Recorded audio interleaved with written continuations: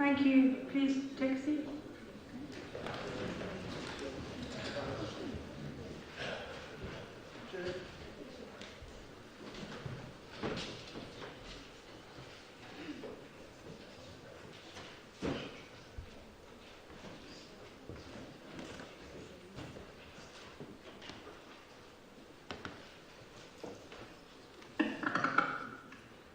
Welcome to this meeting of Oxford City Council. Please note this meeting is being recorded and live streamed. Members, please make sure your phone is either turned off or silent, else donations are welcome to my charities, and you may leave and come back at any time, but please indicate to the clerk if leaving completely. I also anticipate we will go for a break at around 6:30 p.m. Please note, as Lord Mayor, I have the casting vote on any tied vote this evening, and I reserve the right to use this. Item 1, apologies for absence.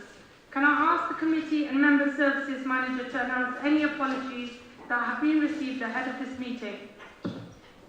Thank you, Lord Mayor. We've received apologies from Councillor Sanderson.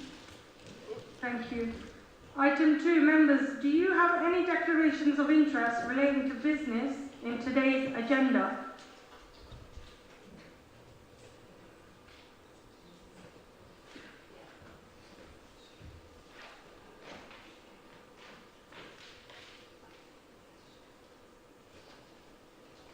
Linda, would you like to declare? Yeah, I'm terminated an interest in Part 3, Item 13A, as my register of interest. And Councillor Waite? Yeah, sorry, Councillor Humberston has also sent apologies. Thank you.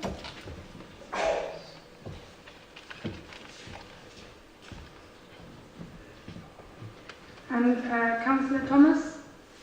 Yes, on the leisure item in motion, I have an interest in that I work for We Own It, which is an anti-outsourcing privatisation campaign group that is currently campaigning against the award of contract to Serco. So I'll leave the room if we vote on anything to do with that. Thank you. Okay, members, if any subsequent interests become apparent, please raise it at the relevant item. Moving on to item 3, which is minutes. We are asked to approve the minutes from the meeting held on Monday the 27th of November 2023. Do any members have any comments on the minutes? I therefore propose these minutes are an accurate record. Is there a seconder? Councillor Fry? Thank you. Are the minutes approved? Aye. Thank you. The minutes have been approved. We now come to item 4, announcements. This month I have attended 2 events I would like to share with you all. The first is Prayers for Peace, organised by the Ahmadiyya Muslim community. This event took place on Saturday the 13th January at Rosehill Community Centre. It was attended by local MP, councillors, different faith leaders and local community representatives to pray for peace in Gaza.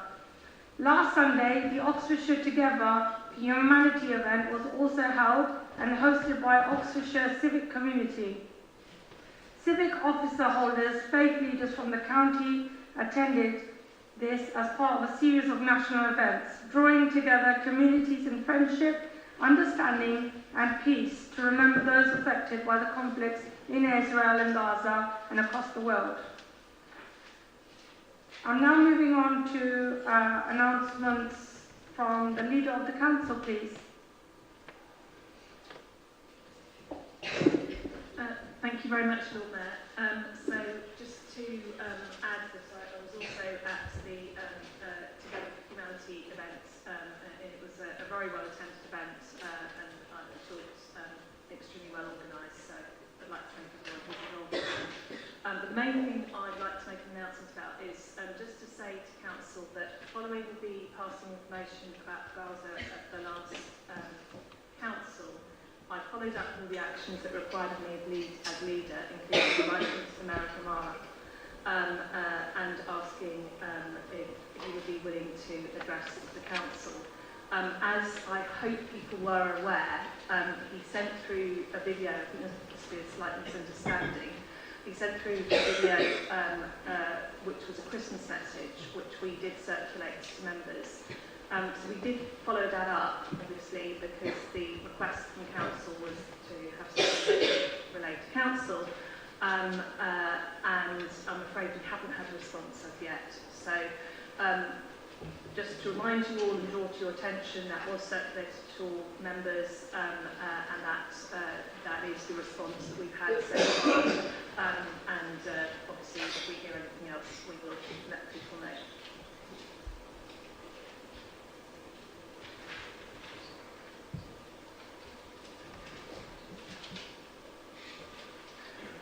Can we also have request City Rector, if you would like to say a few words? Thank you very much, Lord Mayor. Good evening, everybody. Lovely to see you. And first of all, my apologies, because I will need to leave fairly shortly this evening. This will be a slightly sombre few moments from me, but I too was together for humanity and found it very moving. Also on Friday at the memorial event here in the town hall, similarly moving. As you know, because I say it often, I am so impressed with everything that councillors do to improve the physical welfare of people in our city. And whether that's education, transport, housing, whatever it is, I know you all work terribly hard. I'm also really struck by how, if I may say this, how you engage with people in public events or in conversations in texts. And I constantly see councillors seeking to draw out the best in people, even when there are disagreements, even when there are challenges. But you work so hard at that, drawing out the best from people, improving their characters. And to be honest, whatever we can do, housing, education, welfare, etc., at the heart of it, it's the character of people that will change a city. And that leads into one of my favourite quotes, which I come back to at this time of year. This was given by a principal of an American high school at the start of each year to his teachers. And if anybody doesn't know, the reference to Eichmann, Adolf Eichmann was one of the architects of the Holocaust. This is what he used to say each year to all his teachers. I am a survivor of a concentration camp. My eyes saw what no person should witness. Gas chambers built by learned engineers, children poisoned by educated physicians, infants killed by trained nurses, women and babies shot by high school and college graduates. So, I am suspicious of education. My request is this: help your children become human. Your efforts must never produce learned monsters, skilled psychopaths, or educated Eichmanns.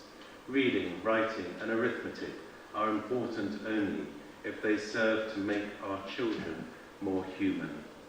As we seek to serve our city and people of all ages here, may we be given grace to help everyone become more human and the character, kindness, compassion, justice to grow. Thank you, Lord Mayor. Thank you. Yeah, and there's no other announcements from other officers or office holders, so I'm now moving on to public addresses. I now move to item 5, public addresses and questions that relate to matters for decisions at this meeting. I can confirm we've received none ahead of this meeting. We now come to the first recommendation from Cabinet. Councillor Ed Turner, Deputy Leader and Cabinet Member for Finance and Asset Management. Can you move the report and Cabinet recommendations? I'm afraid it's me. Rent and service charges are the main form of income for our housing revenue account, the HRA, which is our ring-fenced fund for delivering council house services. And over the next 4 years, we expect to spend nearly £217 million on running housing and property services, including repairs and the recruitment of additional staff in order to help meet new standards which will be required from us under the Social Housing Act. We also intend to spend nearly £645 million on HRA capital projects, which include adaptations, improvements to homes and estates, bringing in more energy efficient homes, bringing in homes up to the thermal efficiency standards which we need to help meet our obligations towards carbon reduction in the city. As well as delivering more affordable homes in a new generation of council-owned homes. I appreciate these are difficult times for many people, including our tenants, but this rise of 7.7% is necessary in order for us to keep pace with inflation and continue much needed investment in our council homes. And I think it's important to remember that even after this rise, the average council rent will still only be £129.72 a week. So that's less than £520 a month, which I think is very good value for money.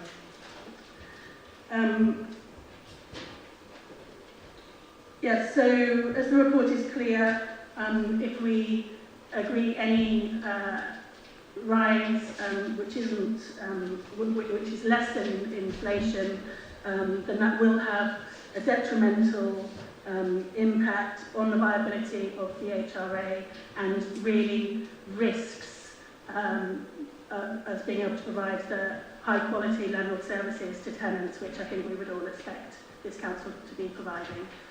So I move this report. Thank you. Thank you. Can we have a seconder? Councillor Turner. Thanks, Lord Mayor. And if I may speak briefly, endorse everything that Linda said and moving recommendations. I just wanted to direct Council's attention to recommendation number 4 on the garage rents. It was a good point picked up at scrutiny, and I see Councillor Fry is smiling. Well, he might, because he raised it. And raised it very well. He noted that initially the recommendation was to go for a garage rent rise of 7%. We felt it was right for there to be parity between the places for people and the places for cars and other belongings, and so we're also recommending 7.7% here to Council. Thank you. Is there any other speakers? Councillor Mundy. Hi there. So I just want to comment on the rent increases there. So it's very disappointing, obviously, to see the maximum allowable increase being imposed on the poorest residents in our city, or those most likely to be renting our social housing. It's also notable that there was a very, very slim amount of consultee responses from people who do live in our council homes as council tenants.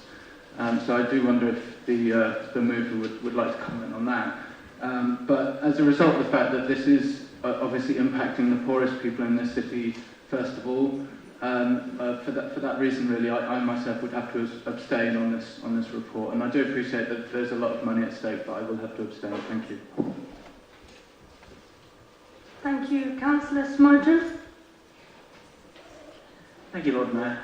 A very quick administrative question and then a more substantive one. On the admin front, I note that there is a discrepancy between the report, which says what Councillor Turner just said about the 7.7% for garages, and the agenda as stated on the website, which says 7% flat.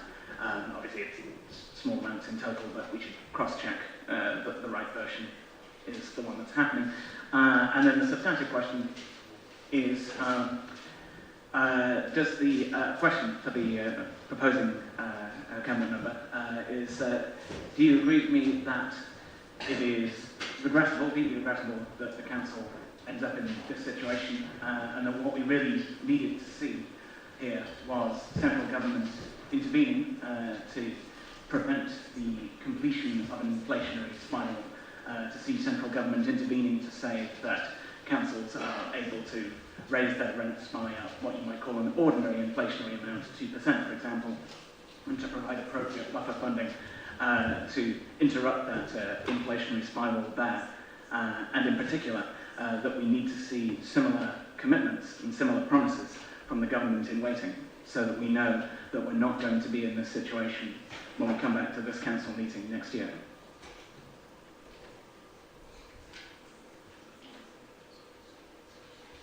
Linda, Councillor Linda Smith, would you like to reply? So in terms of the process question, the briefing note, I believe, contains an updated version of the report with the 7.7% applied to garages as well. On people on the lowest incomes, of course our rents, the social rents and affordable rents are still well below the local housing allowance rate. So people whose rent is paid through benefits, it will still be covered. And of course, universal credit is going up by 6.7% next year, pensions by 8.5%. Yes, of course, I'd like to see more government investment made available to councils like ours to build new homes and to invest in current stock. That's something we can all call for, and if that was necessary, if that was available, then perhaps we wouldn't need to put rents up so much in future. So yeah, I join you in wishing that was the case, but we have to deal with the situation that we've got at the moment. Councillor Smartin, can you turn your mic off, please?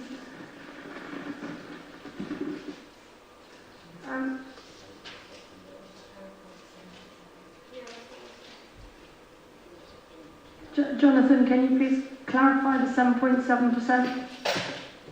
Certainly. Just to let you know, the 7.7% figure is published as part of the briefing note, which was published on Friday. So the correct figure should be available. Councillor Ijaz Rahman, would you like to speak? Thank you, Lord Mayor. Given the Council's drive in the transport policy, I find it disappointing that we had to get intervention from Council Pride to get the garage car spaces up to 7.7%. I would have thought that maybe that should be a lot higher, and that may increase people not to use cars or not have cars. It's just a comment more than anything else.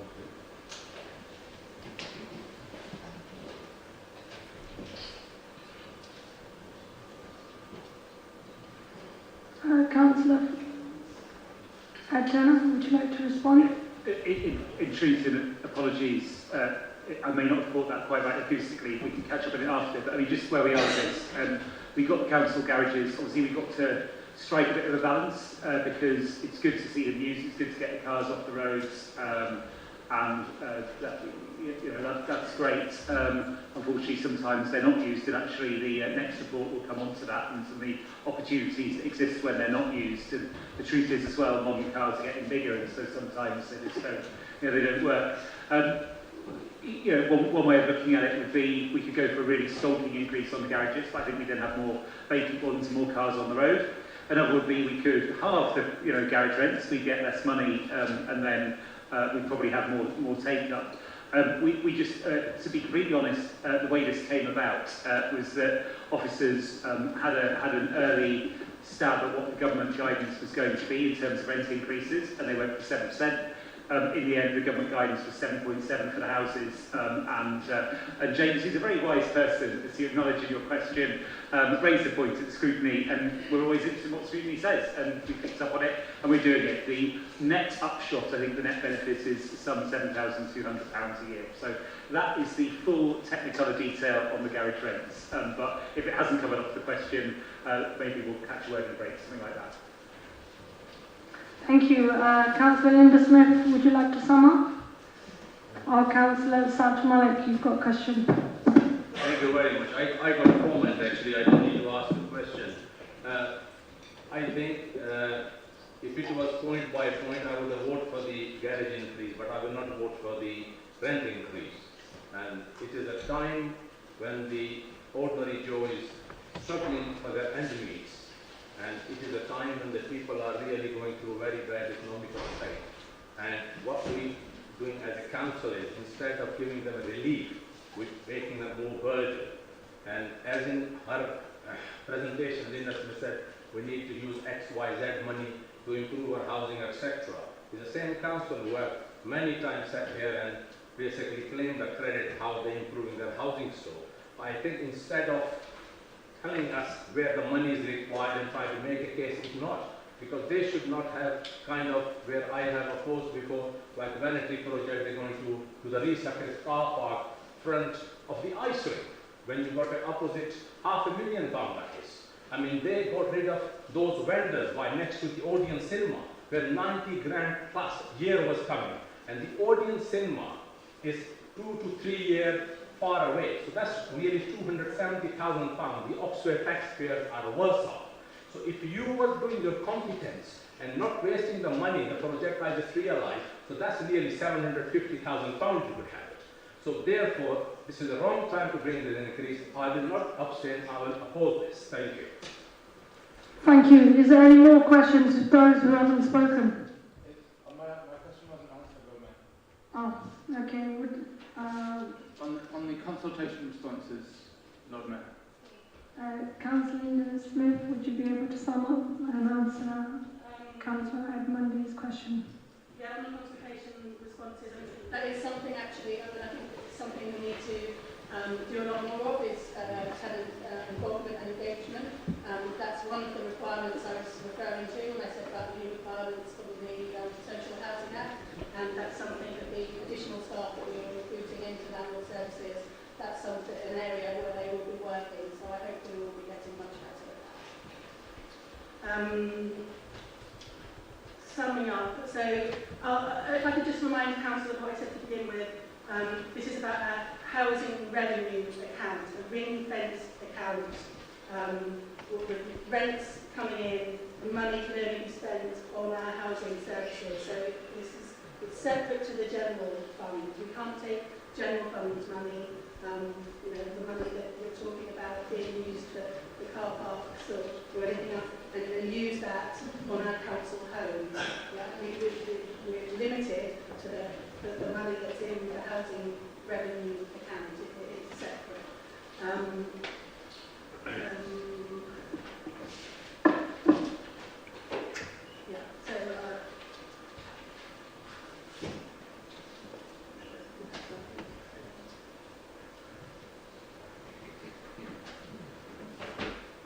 I'll leave it at that now, thank you. Okay, I will put the decision to the vote. Please can I ask that members keep their hands raised until I indicate otherwise. Those in favour, please raise your hands.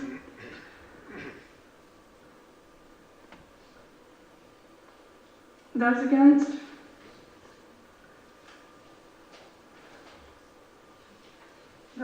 Any abstentions? Thank you. The recommendations have been approved.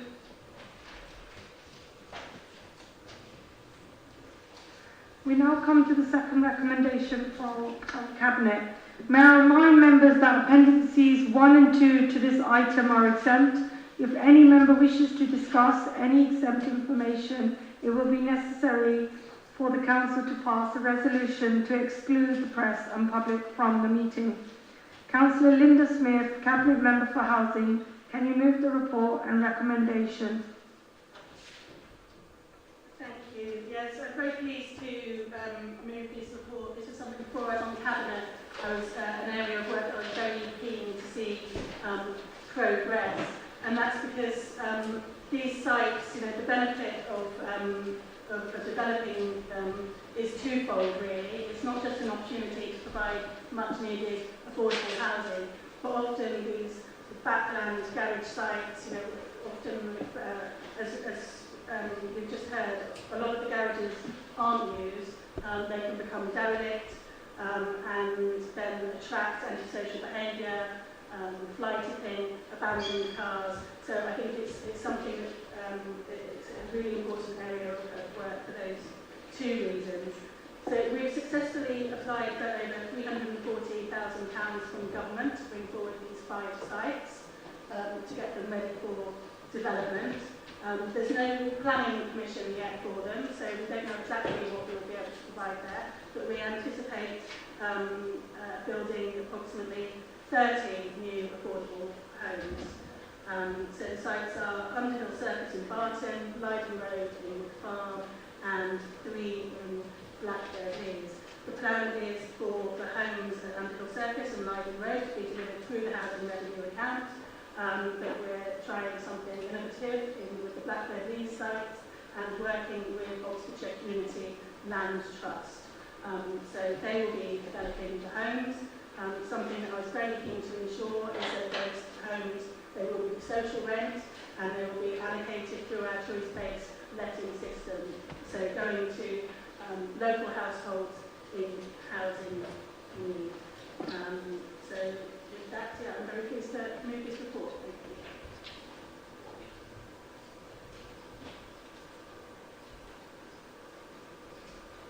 Thank you. Can we have a seconder, please? Councillor Ed Turner. I believe Councillor Miles would like to speak. Thank you. So support the proposal set out here. But I just want to clarify one thing, which is with the community. With the community project that you said, the community-led building work, would any be offered as self-build for those who are in housing need? Because that might be something that people would want to progress. Is there any other questions, or did you get the answer for that? No, this isn't self-build. Oxfordshire Community Land Trust is an organisation which will deliver the housing. So it's not self-built. But I mean, it differs from regular social housing. It's community-led housing, so there will be elements, and people will need to be aware of this, the tenants will need to be aware of this when they're bidding for these properties and before they sign any tenancy agreement. You know, there will be additional responsibilities which are different to being tenants for a regular registered provider. So there might be some communal areas or a communal garden where the tenants collectively take responsibility for the management of that space. Councillor Farwell. Thank you, Lord Mayor. I'd just like to ask the Cabinet Member to clarify the risks associated with this project, in that if the conditions of the grant are not met, I understand that the Department for Levelling Up and Housing, or whatever they're called at the time, can recall the grant. Is that something the Council should be aware of, and what is the risk that this could happen? Yeah, that is a risk that if we haven't spent the money, then the money will be sat there ready to go back. So I think it's an acceptable risk. And the government grant is 340k across the 5 sites.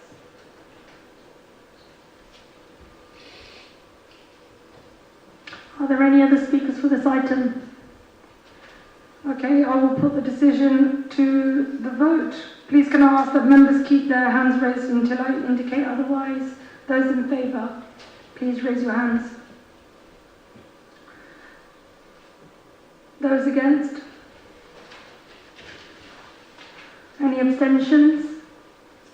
Thank you. The recommendations have been approved.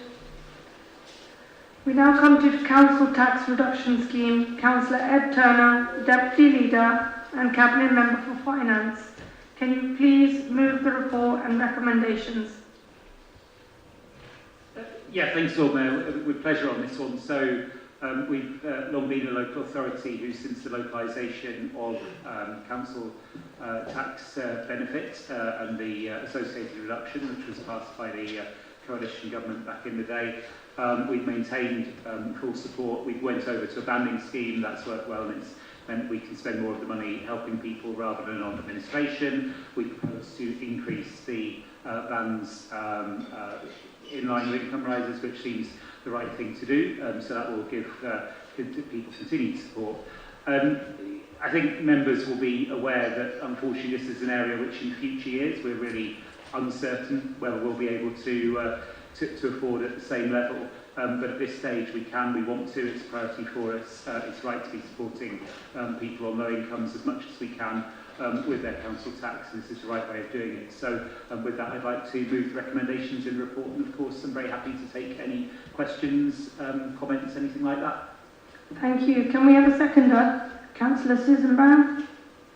Are there any other speakers for this item? Councillor Smote. Thank you, Lord Mayor. Can I ask the Cabinet Member to, I think, reaffirm what I think is this Council's position, excuse me, which is that concerning next year's CTR and the talk in the report relating to the potential changes to the bands next year that were consulted on this year, and specifically it talks about the 100 to 85% potential change, that alternatives to that will be given equal footing, if you like, as that process evolves over the course of this year, and that we will look very seriously at it as a council at cost equivalent measures that do the same thing in different ways.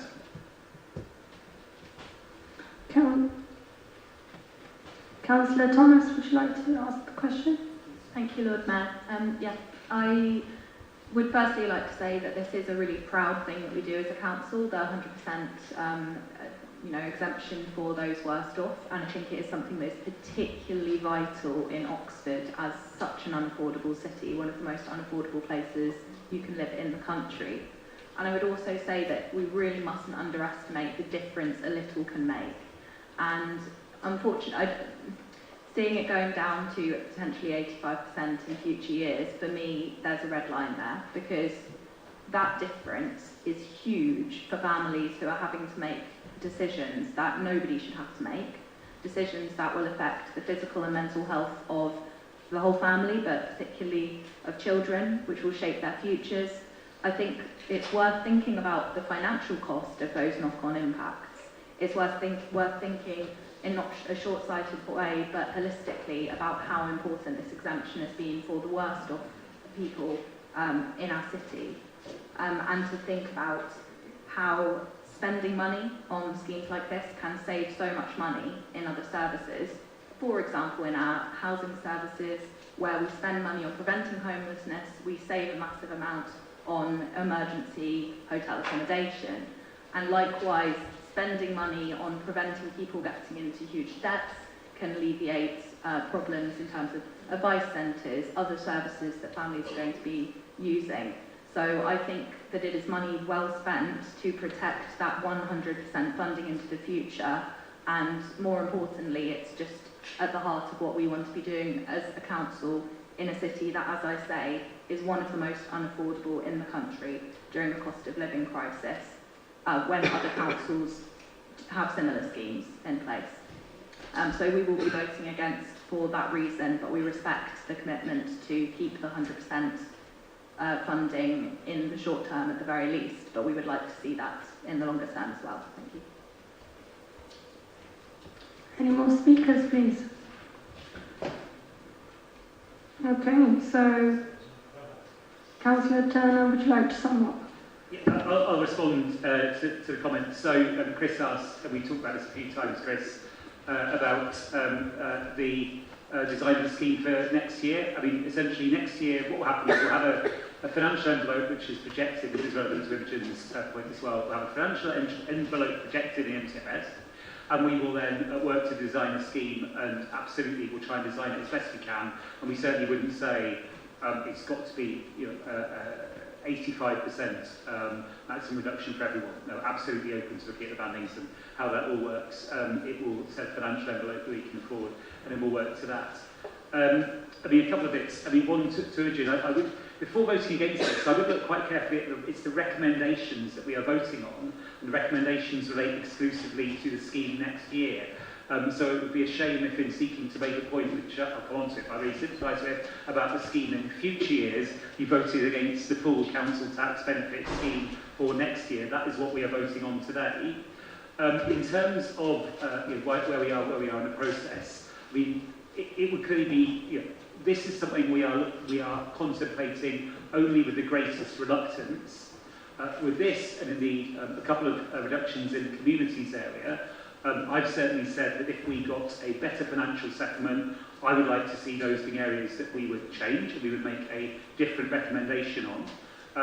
As colleagues will be aware, unfortunately that didn't happen and the government hasn't given us a better settlement, but we live in hope for future years, and I stand by that. I would like us to row back on this if we can. The sad paradox of our discretionary spend, and this is an area where we have discretion, is that we choose to spend money on the things that we care most about. And I think for many of us, helping people in poverty is one of the things that we care most about. The problem is, it's also in the world which we have ended up in as a country, one of those things where there is an element of discretion, whereas there are other things we're required by law to do. And so we find ourselves in a position where we unfortunately do have to look at unpalatable savings such as this one.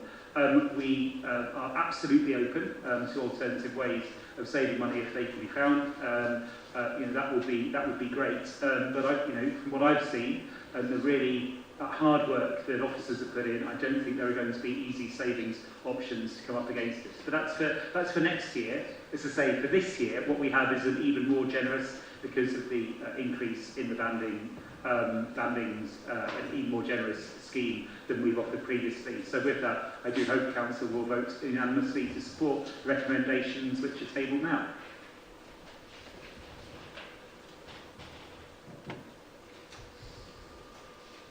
I will put the decision to the vote. Please can I ask that members keep their hands raised until I indicate otherwise. Those in favour?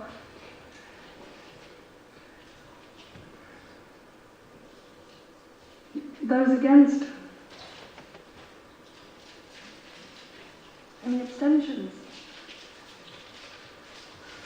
Thank you. The recommendations have been approved. The next item is questions for Cabinet minutes. Members, this item is restricted to 15 minutes. Item 9A, do any members have any questions relating to the minutes from the 13th of December? Councillor Ed Turner. Yeah, I've got a question for Nigel Chapman actually, and it relates to the equalities work that we do. And it might sound a bit flippant, but I think it ought to be put on the record. Nigel may have seen that the government wrote to us, they're going to give us a bit more money, but they also wrote some really nasty, culture warsy stuff about councils wasting money on EDI in their workforces. They talked about us producing, I think they're going to call it an efficiency plan or something, to justify getting extra money in future.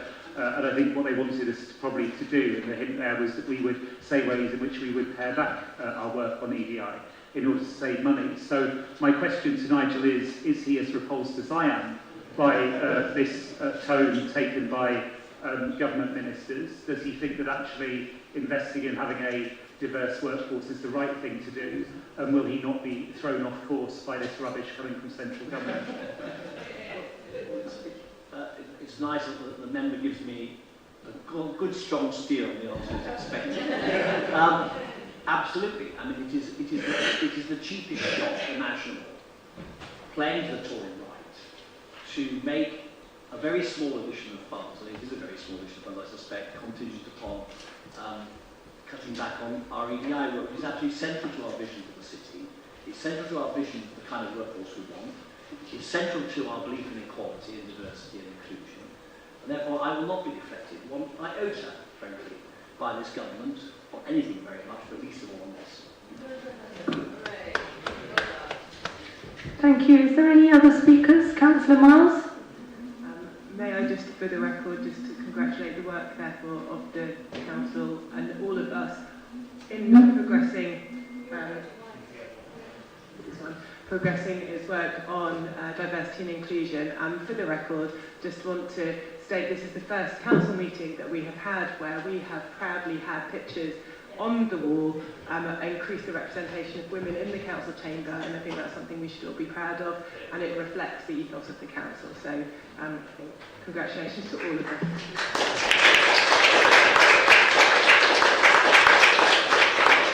Thank you for your hard work on that. I would like, if there's any more speakers, to please speak now. And then if members have any questions relating to minutes from the 13th of December, Councillor Smoten. Thank you, Lord Mayor. It's a procedural question. Relates to the leisure procurement and specifically scrutiny's recommendation about transparency. I wonder, does the Cabinet Room responsible agree with me that whereas presently the Scrutiny Committee gets to see a selective outline, an incomplete impression of the bids that are received in the course of such a process, that scrutiny, and I stress scrutiny, I don't mean councillors intervening during a procurement, I mean scrutiny scrutinising the process after the fact in the way that it usually does, ought to be able to properly review the full bid submissions confidentially, as it must be, so that scrutiny can offer a meaningful check and challenge to the full process, as opposed to seeing the outline, the sketch details, which is what we have received on this occasion. Councillor Smoten, just to clarify, is this with regards to the 24th of January minutes, or is it the 13th of December? It should be the 24th, and specifically the procurement that was agreed a week ago. Is there anyone else who wishes to speak for the 24th of January draft minutes? No. Thanks, Chris. Probably because it's obviously technical and legal, I'll seek advice from Emma on this one. Please go ahead. Thank you, Lord Mayor. So just to clarify, in terms of the bids that are submitted as part of evaluation, the legal processes, they are evaluated by the officers that form the evaluation panel. We would be opening ourselves to challenge were they further assessed by members outside of that process with a view to re-evaluating the outcome of that procurement. I'd refer to Local Government Association guidance that makes it very clear that the members should not be involved in the actual procurement process and evaluation itself, and therefore in terms of responding to that recommendation from scrutiny, it reflected what is guidance for councillors in terms of procurement processes and their involvement. Okay, thank you. We now come to questions on notice from members of council, but we've got a quick question, looks like, from Councillor Alex Hollingsworth. It's a declaration of interest, Lord Mayor. I apologise, I haven't read all the way down to question CM4, but as it refers to allotment sites and potential financial resources being allocated to allotment sites, I need to declare that I am the chair of Cripley Meadow Allotment Association, Oxford's largest, most dynamic and successful. So I don't think I need to leave, but I do need to put it on record. Thank you very much. Has anyone else got any declarations they'd like to declare? I should be clear, it's as chair of it, and therefore one of the responsible officers and trustees. Councillor Thank Smith. you, Lord Mayor. I haven't got such an exalted position with my allotment association. I've just got a folder, but there's a small one, significant, so it will now change for me too. That's okay, thank you. Councillor Louise Upton.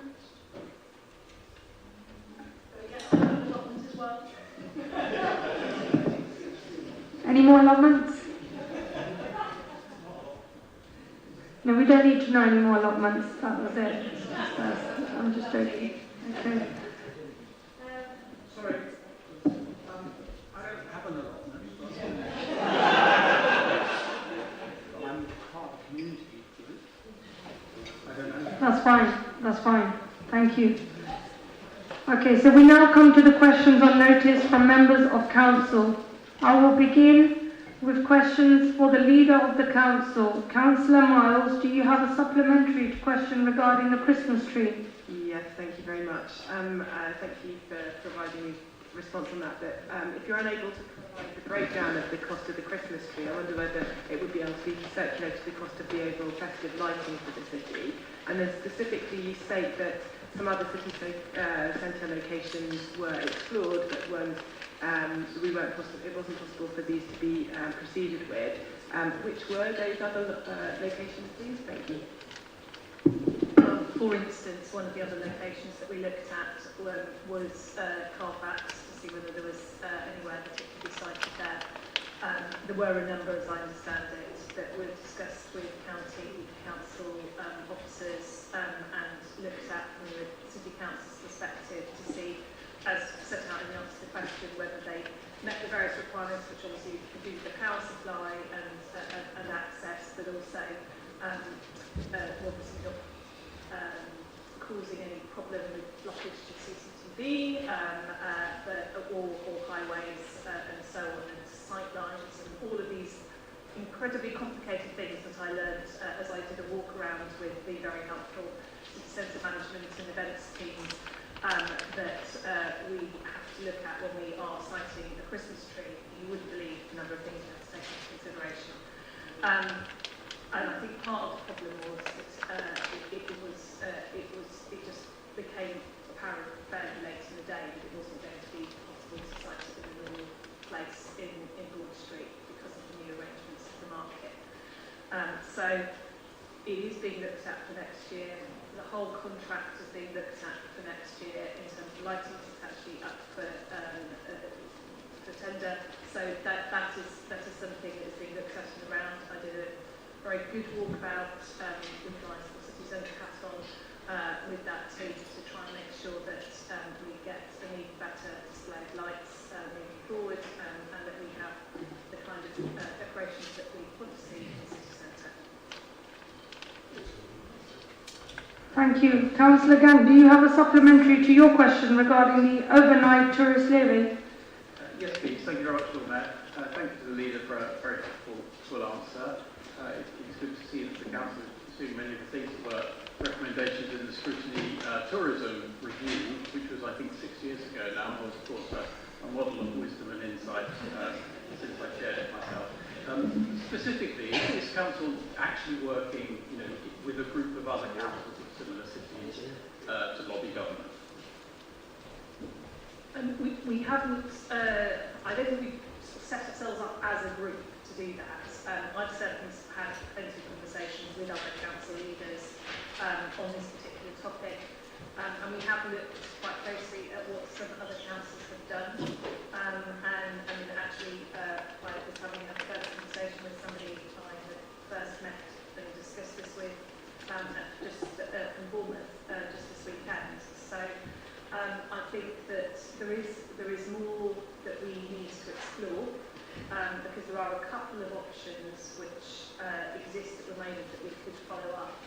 I'm not 100% sure yet that they would be absolutely right for Oxford, and I think there is still more that we need to do in terms of lobbying as well of current and future governments, so that we can make sure that we have the kind of tourism tax that we want and that will enable us to invest in the kind of things that we need to be able to invest in for our city centre. So, I'm thinking in terms of things like signage, which we know needs improving, and we have no money to do that really at the moment, or very little.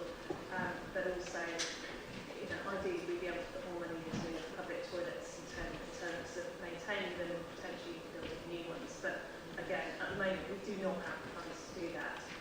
So if we were able to get in sufficient funds through this means, something that's done across the world in many cities, I think that would be a really good step forward. Councillor Jarvis, do you have a supplementary to your two questions regarding Oxford Brookes University? No supplementary either. Thank you. Councillor Aziz, as you have 5 questions to the leader on different topics, I will ask you in turn for your supplementary questions. First, do you have a supplementary regarding empty shops in the covered market? No. Councillor Aziz, do you have a supplementary regarding the council's support for small businesses? No. Thank you. Councillor Aziz, do you have supplementary diverse representation in Cabinet? A supplementary? No. And do you have a supplementary regarding the rising Palestinian civilian casualties? No. And finally, Councillor Aziz, do you have a supplementary regarding flying the Palestinian flag? Yes. So my supplementary question is, can we get an idea of how long it's going to take to fix this flagpole, please? And what is the actual hold-up?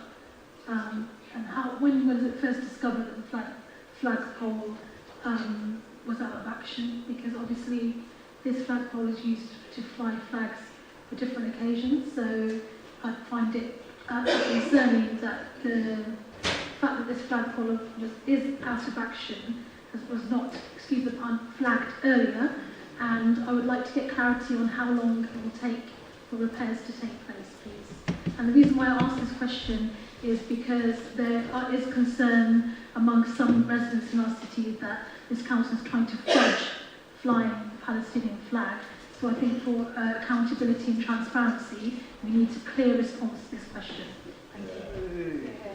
Sorry, well, firstly, I answered questions about this before Christmas on the flagpole, and in fact it has emerged since that the work that is going to need to be done to the roof, it's not actually to the flagpole, it's going to take quite a long time, because basically there is work that is going to be done to the roof in about a year's time, and this work will have to be done as part of that. The answer to your question is that we have taken one of the other flagpoles and are now using that to fly the flag at half-mast. So we are basically, one of the flagpoles is out of action, we're using the other flagpole to fly the City of Oxford flag at half-mast instead, which is basically what we are doing in order to mark the whole situation in Gaza.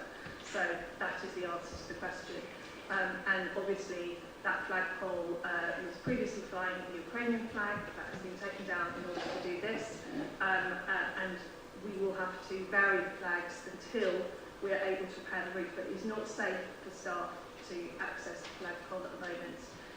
So I have no other option other than to use this other different flagpole. Councillor Shasta Aziz. Yeah, so I'm very confused and baffled.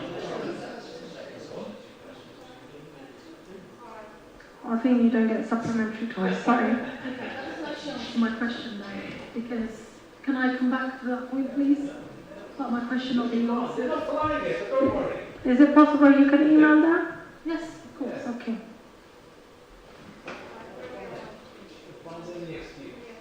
Now questions for the lead member for Finance and Asset Management. Councillor Miles, as you have 7 questions to the Deputy Leader on different topics, I will ask you supplementary questions in turn. First, do you have a supplementary regarding selling gifts of the Council? Yes, I do. So does the Council then have any documentation associated with the moral trophy and the personalised number plate for the Council, explicitly stating conditions based on these gifts?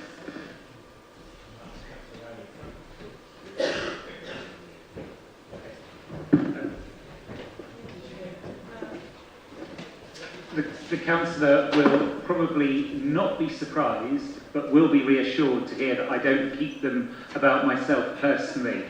I have a track record of losing bits of paper, so I don't know, and I'm happy to find out. Drop me a line about any of these that you're interested in. I will ask and see what we've got. Let's leave it there.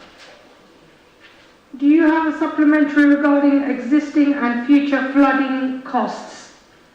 Yes, thank you. The 70 to 80,000 spent on this recent flood is significant, and so given that we're likely to have more instances of flooding in the future, that is going to be a significant cost to us as a council if we're bearing that every time there's a flood. So has the City Council done any research into climate risk insurance to insure itself against these costs? given that the UK is an expert in this as a country, has significant expertise in this area. Thank you. Thanks so much. That's an interesting angle. We have an insurance contract. We go out to tender. I'm not aware that it covers this sort of thing, and of course you can see why it might not. But very happy next time our insurance tenders up to have a look at this or take on board any more. I mean, really, I'm hopeful that we may get compensated by the government for this one, and it would be frankly pretty outrageous if we didn't. It clearly isn't fair if individual councils, because of their propensity to flood, are exposed in this way. It's also, of course, incumbent on us to support measures like the Oxford Flood Alleviation Scheme, which will reduce the risk. And that's something which we can control, whether we support those schemes. Thank you. Councillor Miles, do you have a supplementary regarding business rates? Yes, I do. So the delinquency rate for business rates is significantly higher at the moment this year, about 15% higher. What's changed, and why is, has the council become weaker at collecting the rates in the city, or what's the reason for this significantly higher delinquency rate, please? Yeah, that's what I can do. It's earlier in the year, so we haven't collected the final tranche, the final amount. So wait until the end of the year, and I think you'll probably find it's going to be pretty similar. Thank you. Do you have a supplementary regarding empty council-owned commercial property? No. Do you have a supplementary regarding council-owned commercial property EPC ratings?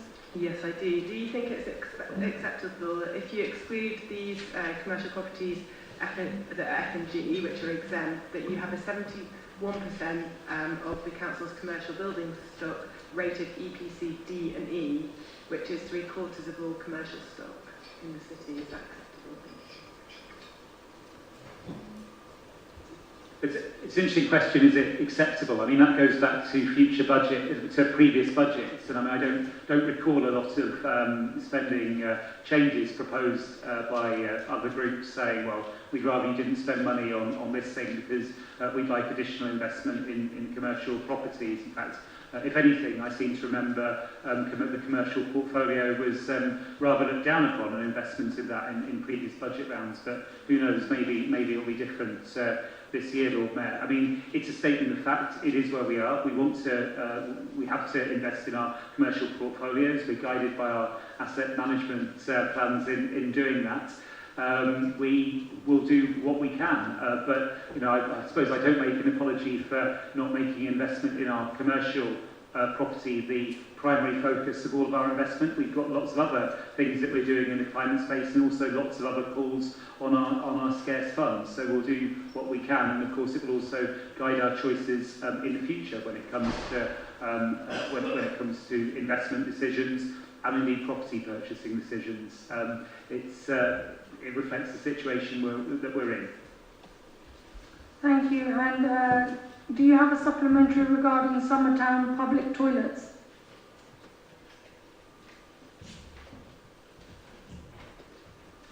And finally, Councillor Miles, do you have a supplementary regarding the fee from South Park used for firework displays? Yes, I do. So I understand that the fee received was £3,150 for the use of the South Park for this firework event taking place. Do you have an estimated cost for the number of people that are spent on addressing the damage caused by the firework event, and wouldn't officer time be better spent on other activities?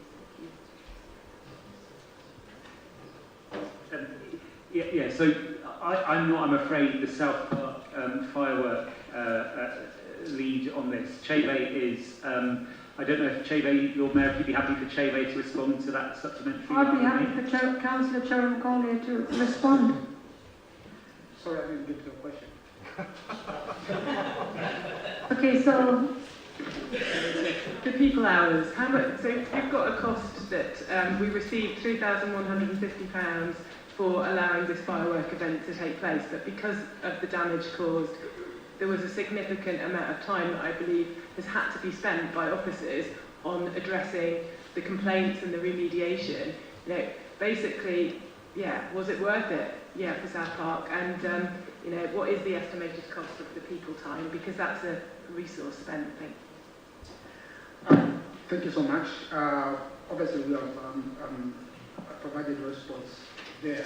At this time, you can't actually estimate because it's in the process, but the roundtable actually have committed to funding. So in short answer, yes, we are looking into it, but we can't estimate at the moment.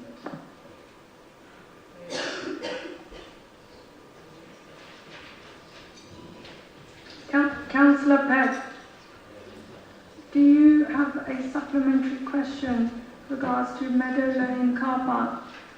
Yes, I just wanted to ask, it's really great to see that there'll be a public update in early February. Going forwards, it would be excellent to know, could the council commit to keeping community groups, residents, resident associations, sports clubs, the various people who have been involved in the consultations so far, could they be kept up to date with what is happening, just so that there is public knowledge of what is happening with the process? And I think that the lack of that so far has been causing some of the frustration from local people.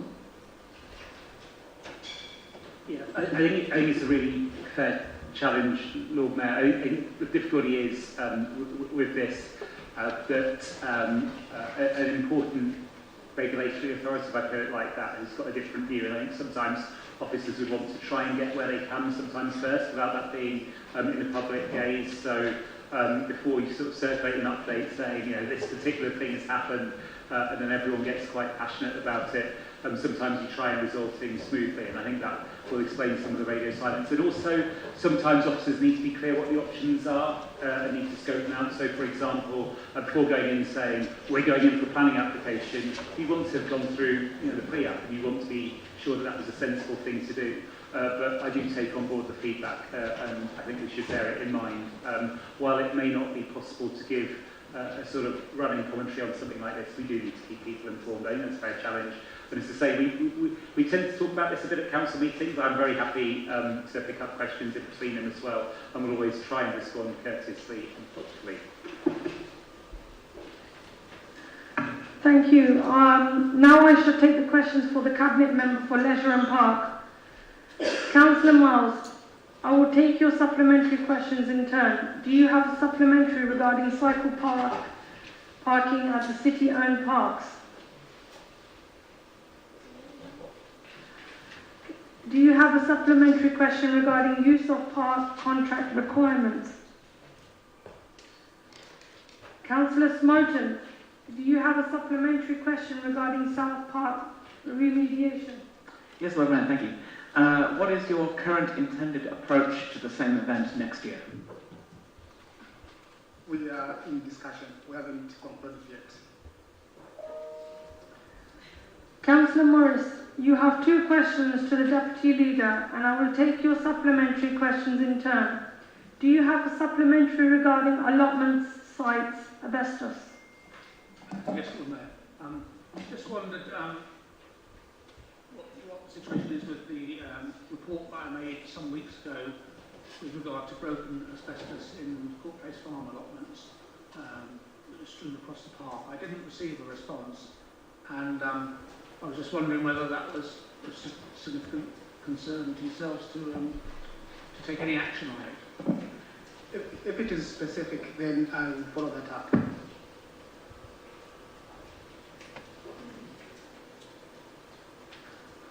Councillor Morris, do you have a supplementary regarding grass cutting? Yes, please.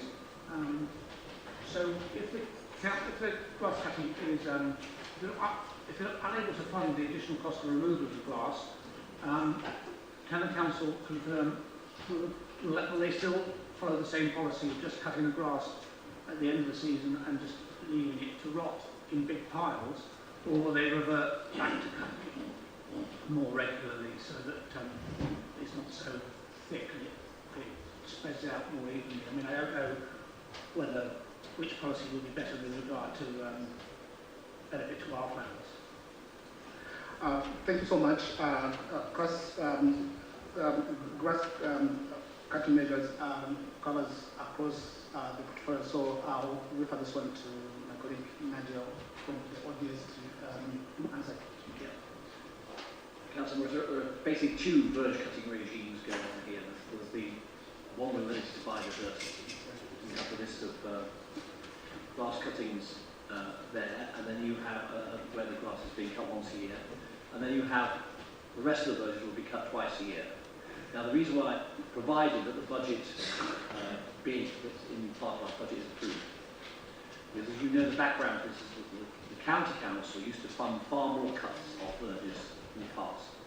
But last year they, for biodiversity reasons and others, reduced it very significantly. So we're having to balance things out very carefully here. What I do hope is that by cutting most of the verges twice a year, assuming the budget is agreed, that we will stop the very, very heavy growth earlier in the season, if you like, and that will create less of a problem, just like you saw on Marston Road, where there was an awful lot of blockages going on of drains and gullies because they're going to be cut once a year. So I'm hopeful that will be able to help the situation.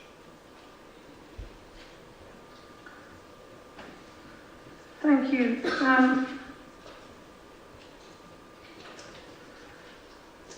Councillor Latif is not in attendance, so we're moving to the next one. The next question is for the Cabinet Member for Planning and Healthier Communities. Councillor Smoten, do you have a supplementary question regarding the Templar Square redevelopment? Yes, Lord Mayor. Do you believe, in view of the response, do you believe there is a significant risk at the moment that the housing targets on that site don't end up being delivered, or do you think at this stage it's a matter of delay but still confidence that they will be eventually delivered? I wish I had a crystal ball that I could answer that question accurately with. I think I have to remain optimistic that they will be, because obviously they are in the next iteration of our local plan. So I can't give you more of an answer than that, but we will certainly be pressing, or our discussion with the developers there, we will be pressing for those to be built as soon as possible.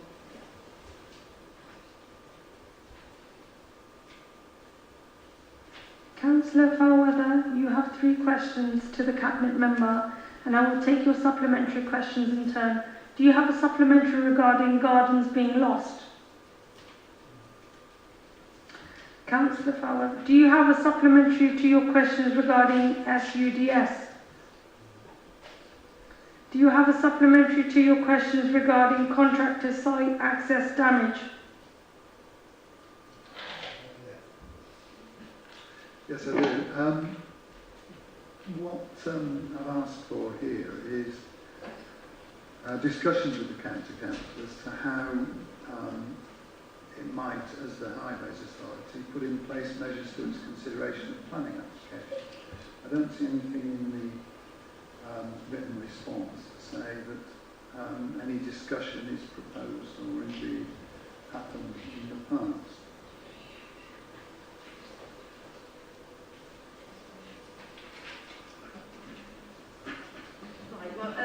This is something that's absolutely infuriating, isn't it? As the case in my ward where contractors have really damaged pavement and road next to a building site, and we've been badgering the county to try and force them to repair it.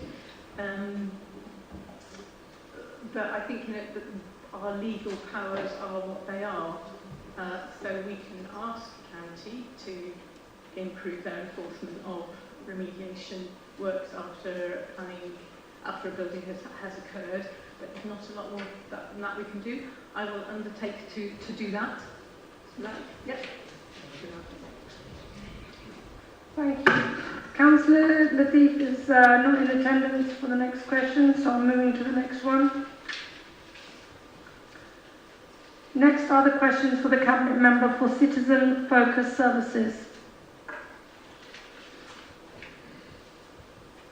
Councillor Miles, do you have a supplementary question regarding the data systems?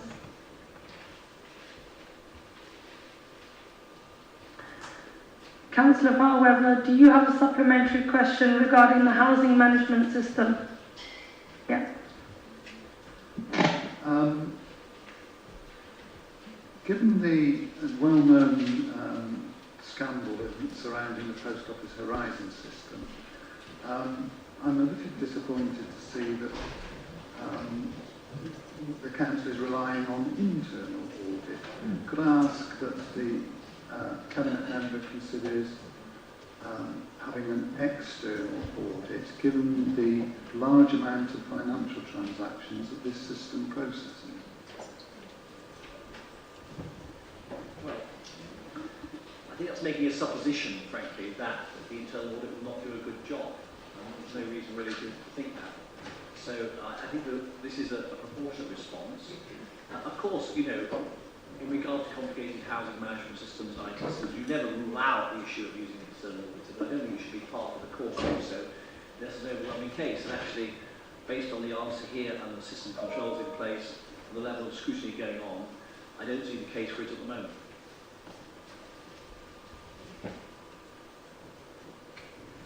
Okay, Councillor Muddyman, do you have a supplementary question regarding the ODS work on floods?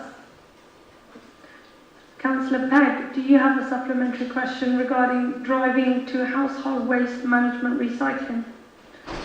Councillor Rahman, do you have a supplementary question regarding ODS maintenance efficiencies?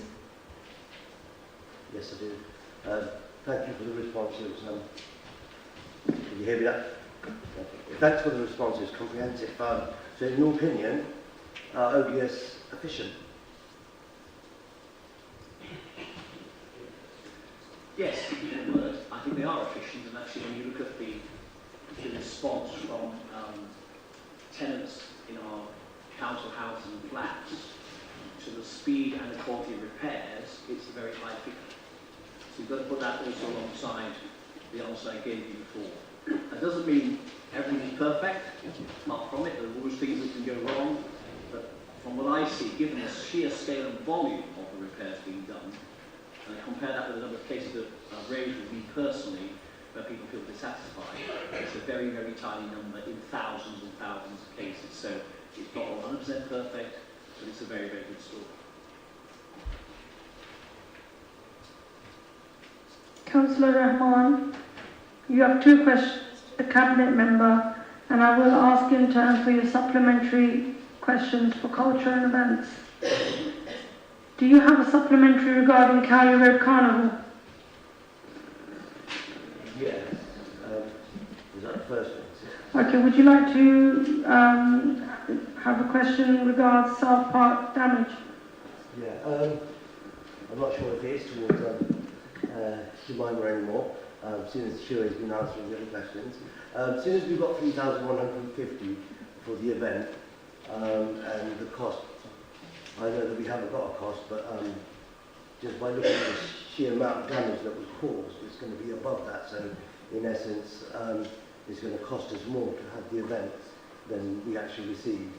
And given the amount of fireworks that were used and the amount of cars that were driven in, do you think it's worth having this event with all the other stuff that we're trying to do with the pollution that it causes, and actually the cost it causes, and the hassle that it gives to residents all around? It's a very interesting question and a very important question, and one that we've been discussing in depth since the 4th of November. And what I can tell you is that at the moment the officers have just actually put together their report that we're going to be looking and discussing at the end of this week. That repairs are now being discussed and being costed, and that not only do we have a Friends of South Park group that anyone's happy to co-join, but we have a Save South Park group which has also come together and mobilised to ask exactly these questions.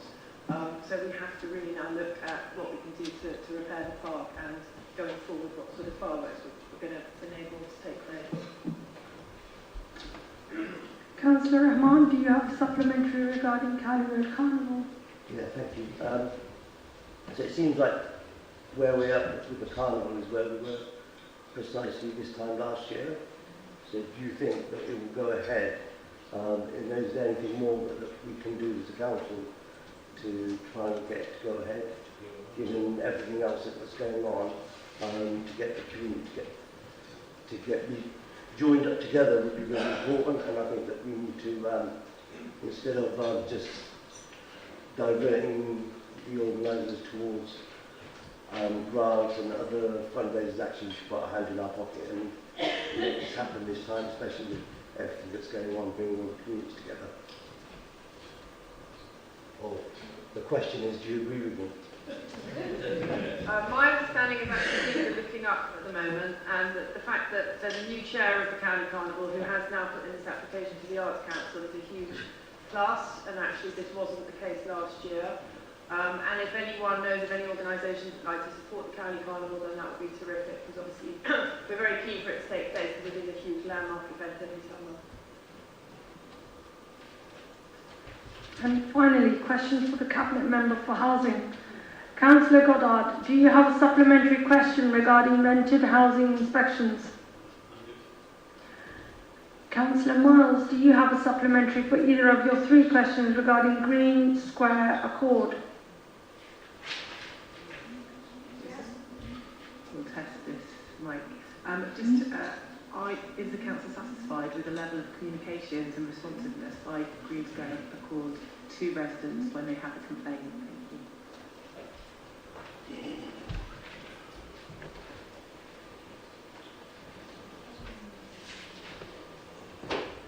Councillor Linda Smith?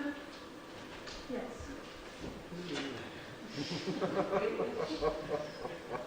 Okay, Councillor Falweber, do you have a supplementary question regarding the Brownfield Development Grant application? No? Councillor Owl, as you have 4 questions to the Cabinet Member, I will ask you for supplementary questions in turn. Firstly, do you have the supplementary regarding the Landlord Registry? I have no supplementaries for any of my 4 questions. Okay.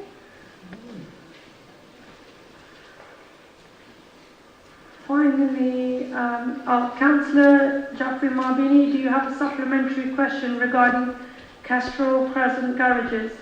Yes, please, just the timeline. Yes, please, just the timeline would be helpful. The answer doesn't give a timeline. Thanks.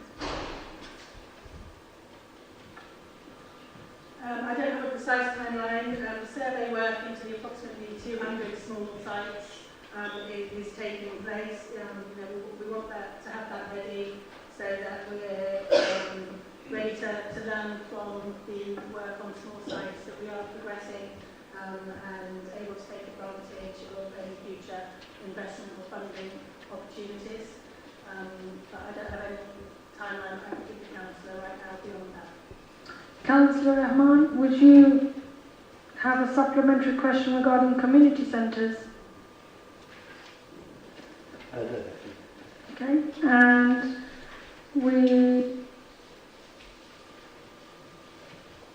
will now have a break until 7 o'clock. Actually, because it's before 6:30, we're going to proceed to item 12, outside bodies reports.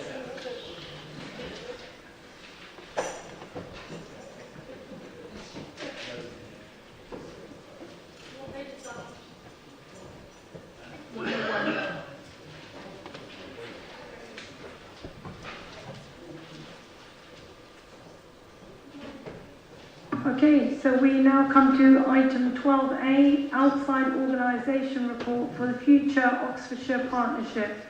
Can Councillor Susan Brown, Leader of the Council and Cabinet Member for Inclusive Economy and Partnerships, introduce the report? Thank you very much, Lord Mayor. I'm happy to do so.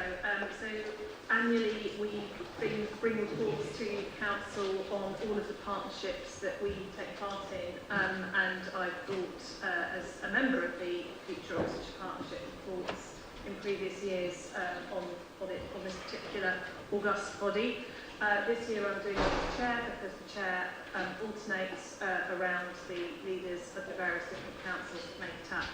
So what you have in front of you is the annual reports of both the Future Oxfordshire Partnership and also, for the first time, the Oxfordshire Inclusive Economy Partnership, which I think this council can be particularly proud of, because it's really come out of a lot of work that we did as a council in that space.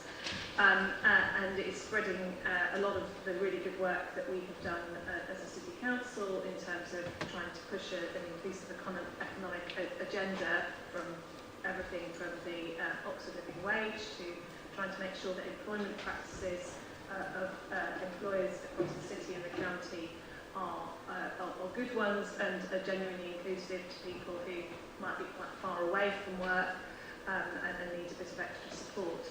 So there's some really fantastic work being done through the Oxfordshire Inclusive Economic Partnership, but it sits underneath the Future Oxfordshire Partnership, as does quite a lot of work, including the work that we have done together as councils across Oxfordshire on tackling zero carbon, and the various different sort of subgroups that sit underneath that body, whether it's the Housing Advisory Group, which until this year I chaired, which brings together housing leads across the county to discuss issues that are of common interest and wherever we can find common space to talk about how we can get more affordable housing and better housing delivery in terms of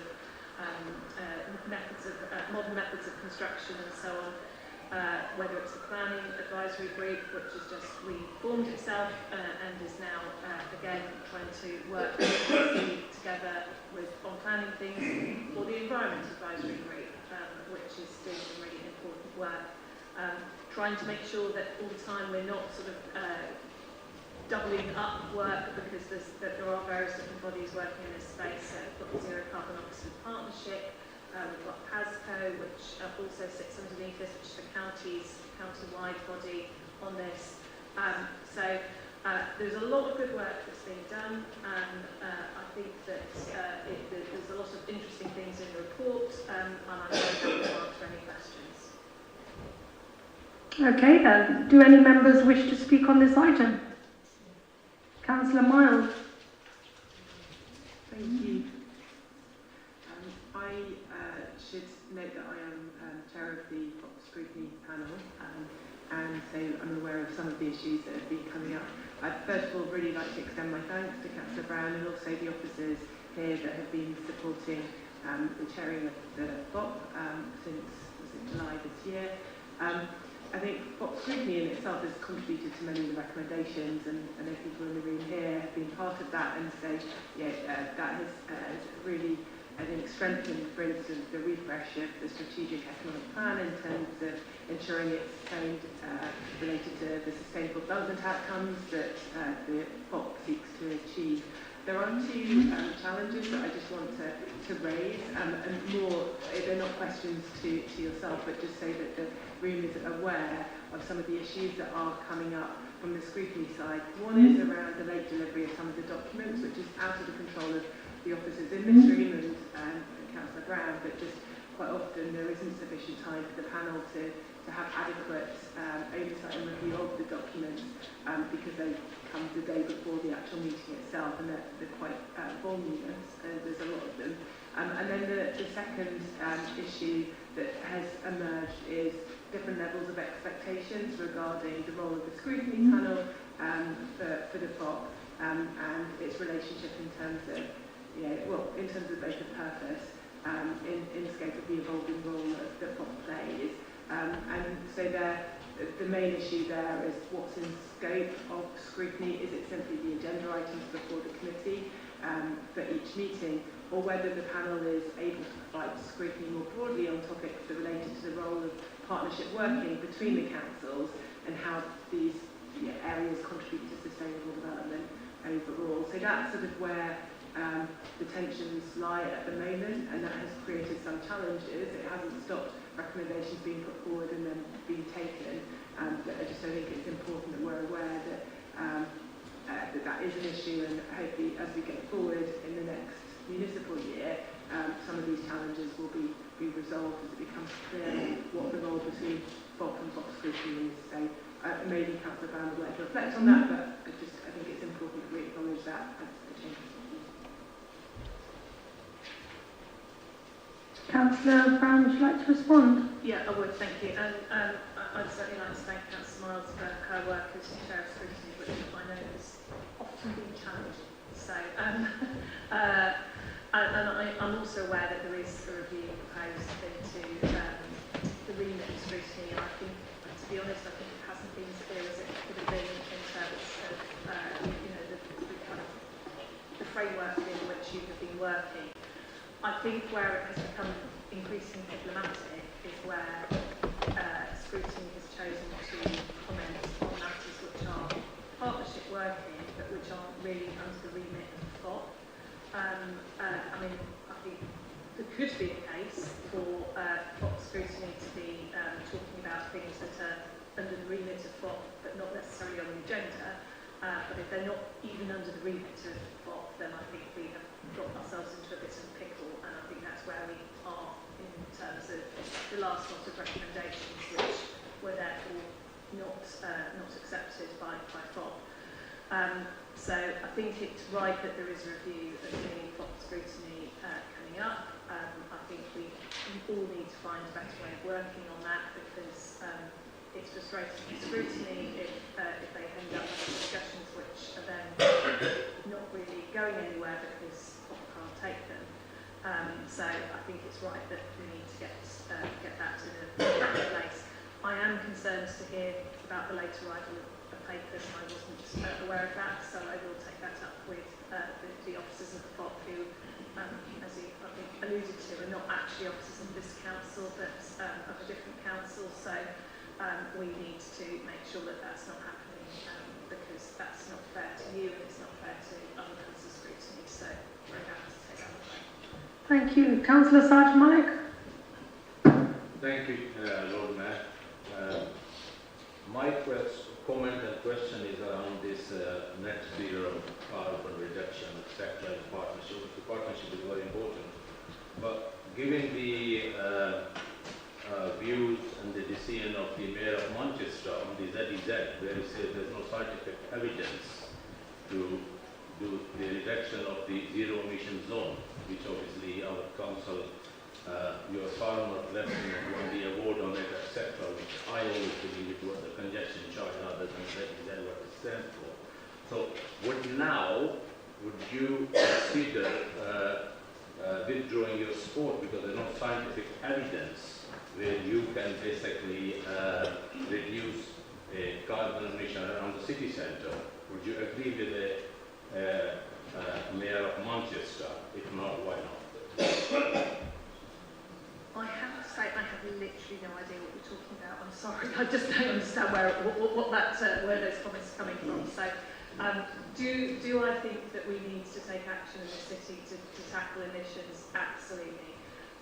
Do I think that it's the remit of the work of the Future Oxfordshire Partnership to do that? No. It basically does not come under Future Oxfordshire Partnership. So there are plenty of opportunities to ask about transport policy. Most of them would be at the County Council, and I would suggest that they get put to that body rather than to me answering as chair of the Future Oxfordshire Partnership. Sorry, Lord Mayor.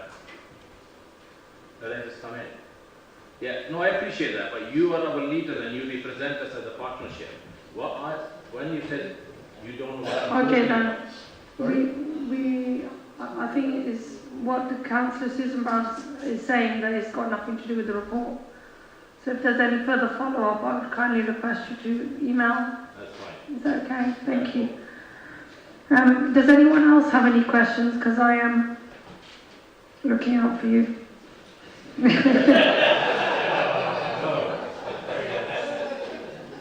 Okay, so members, can we note this report and move on to the next one? Yeah. Okay. Thank you. The report's been noted. We now come on to item 12B, the Scrutiny Committee Update Report. Can Councillor Lucy Pegg, Chair of the Scrutiny Committee, introduce the report? Thanks. Thank you, Governor. I'll start by saying, first of all, thank you for the rest of the committee for all of the work we've done. This report covers the beginning of October to the end of the year, so it doesn't cover any meetings we had so far in 2024. And also thank you, as always, to Alice for all of the work that she does supporting the committee. Scrutiny's met 3 times, plus we had an extraordinary remote meeting in December. Housing and homelessness has met twice. We've had 1 meeting with finance and 1 at climate environment, and the companies panel has joined 1 shareholders and joint ventures group meeting. We've also, as well as the substantive items, we also had a discussion and agreed how we would change this makeup of the standing panels to reflect the establishment of new independent groups on the council. I'm not going to go through all of the things that we looked at in that period. There are far too many, and probably if you want to look at it, you can go and see the detail in the report. But I'll just highlight a few that might be of particular interest. We looked at the Local Plan 2040 Regulation 19 consultation documents. We raised many of the same issues that were raised in full council, such as the identification of district centres, provision of healthcare infrastructure, and we had discussion of viability policies. We looked at the Equalities Monitoring Report, which I think some of the equalities rights we alluded to earlier, and there was lots of excellent stuff in there. We also had questions around ethnic minority pay gaps and trajectories of staff from ethnic minorities. And we looked at the interesting action plan put together following the LGA corporate peer review, and we asked some questions about prioritisation of actions and the way that the council would be addressing the challenges raised by the LGA. Housing and Homelessness has looked at reports on City of Sanctuary accreditation, looking at how that linked with the inclusive economy work and whether that was an approach that was embedded across the council. Finance has been looking at the budget. It looked at it before Christmas. It's now obviously looking at it in a lot more detail in Budget Review Group, which thank you to all the members of that for the incredible amount of work that they've done over the last few weeks. And the Climate and Environment Panel discussed, amongst other things, the Biodiversity Action Plan for Oxford City Council's parks and nature areas, the 2023 review, asking questions on things like right tree, right place, mainstreaming the action plan, and the relationship with ODS. Thank you. Do any members wish to ask any questions? Okay then, shall we note that report? Yes. Yeah, thank you. Your report has been noted. So we will now take a break until 7 o'clock. Please can members return to the chamber ahead of this time.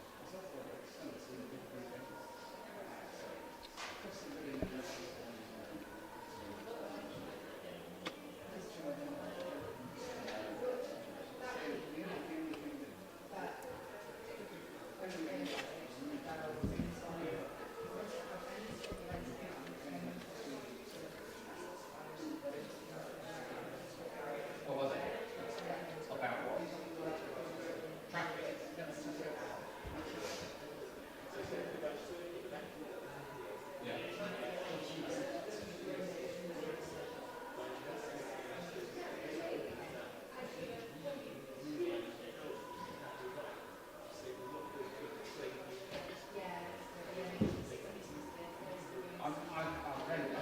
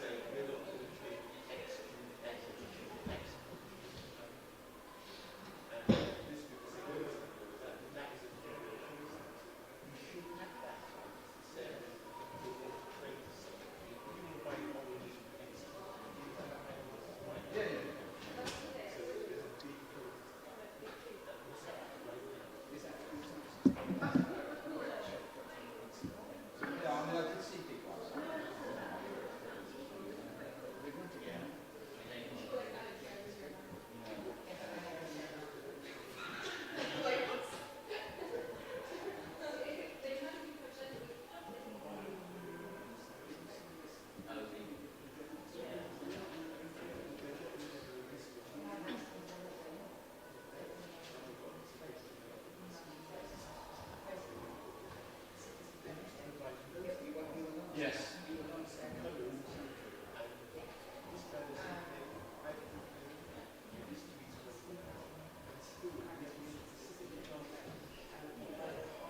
Well, I suppose it's all online. Yeah. Oh, I'm supporting it. I'm saying, I know that will be their answer.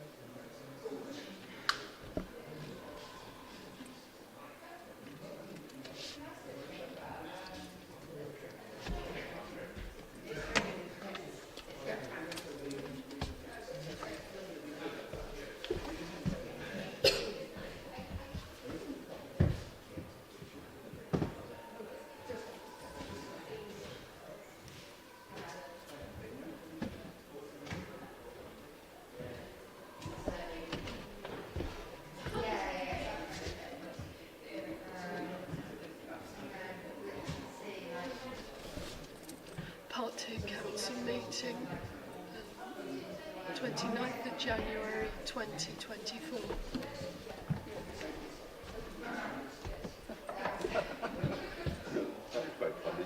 What was that? You.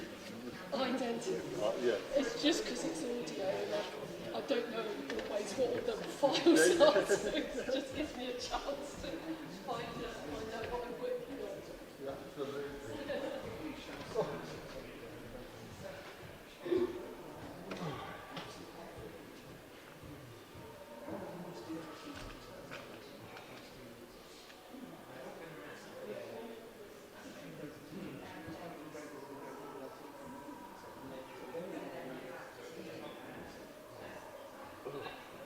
Duncan. Basil. How's you doing, mate? Long time. Yes. Hey. That room was quite rightly in view of your physical. Huh? I understood you weren't standing again because you're not well enough to. I just wasn't sure if that was right. Yeah. You had enough. Okay. Do you I'd love to do more, but I mean... You can't. No. Okay, I'm not getting it. I'll just say, have they...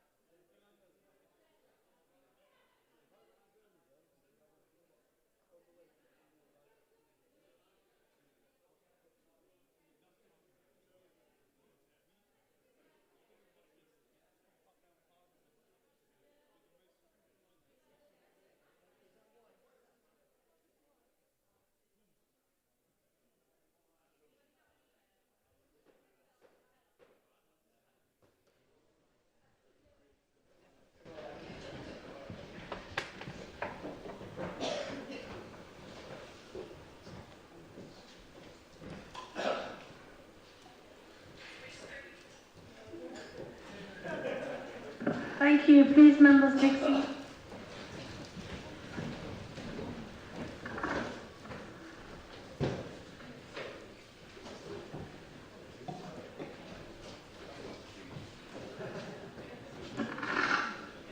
We now come to the public addresses and questions. A total of 45 minutes. Nice to know you're awake.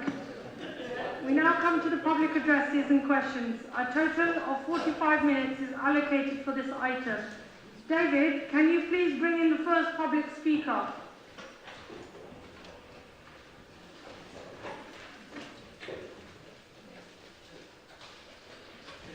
Our first address is from Isabel Tucker. Welcome. You have 5 minutes to make your address. Hello everybody. Thank you very much for having me here at this meeting.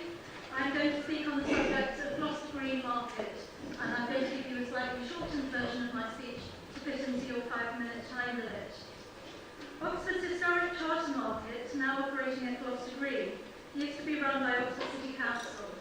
However, since 2013, the operation of this market has been outsourced to a company called LSD Promotions, and in March 2023, Oxford City Council decided to renew their contract following a re-tendering process.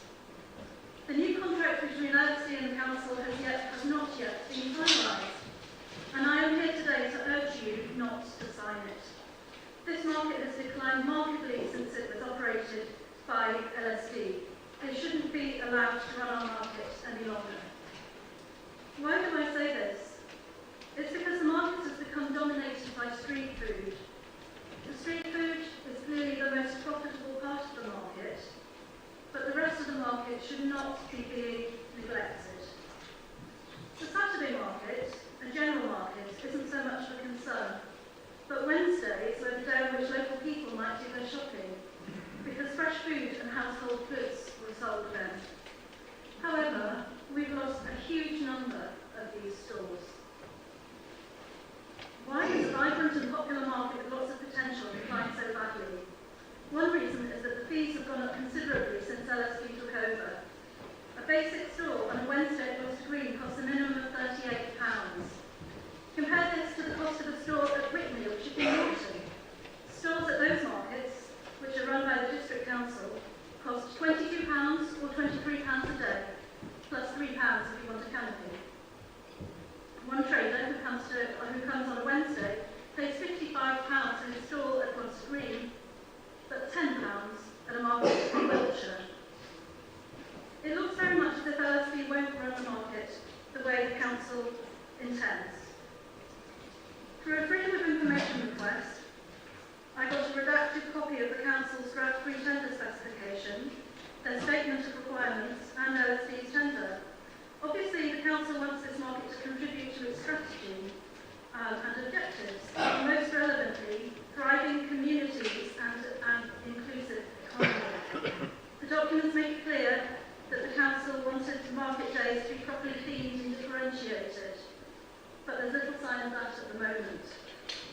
There's quite a gulf between what LSD claims it will do and what it is doing at Gloucester Green at the moment. In response to your statement of requirements, it says on page 14 that there is a huge range of fresh food and products with inspirational recipe ideas, when in fact there are only a small number of stalls selling fresh food and the range is narrow. There are no recipe ideas on offer. They cite a fabulous selection of stalls offering a huge variety, when there is a preponderance of jewellery stalls and not much variety. They don't explain what they mean by urban mixed style, and anyway, this seems to be in conflict with the Council's desire to have the weekday markets properly themed. In their answer to question 7 on page 17, LSD says that they welcome sellers with fresh organic fruit and vegetables, whereas in practice, they discontinued the farmers' market that used to operate at Gloucester Green and made it impossible for traders selling organic produce to continue. They also intend, apparently, to welcome sellers of the finest essentials and wholesome specialist food and drink products. There is currently one stall on a Wednesday that sells expensive pâté, cheese and wine, but little else in this regard. I have consulted widely with other local residents and a great many of them miss the old market and object to seeing their market run down by a private contractor. Here, for example, is an extract from one response. Gloucester Green Market has definitely lost most of its useful stalls over recent years. Not long ago, I remember that the Wednesday Gloucester Green Market sold a much greater variety of fresh food. Ingredients, not just street food or ready meals. Lee's cheese, for example, is much missed, and I know several people who no longer bother to go to the market now that he is no longer there, selling affordable and varied cheeses, both British and European. They used to be sold selling spices, jams and pickles, and several bakers with good bread. The butcher's van too, and game in season. I would definitely like stalls like this to come back. The council needs to consider other ways of running this market. Councils up and down the country are finding good ways to run their markets, and Oxford City Council could perhaps learn from them. I urge the council not to sign this contract, and to reconsider the decision to outsource the operation of this market to LSD. The people of Oxford deserve a better market than this. Thank you.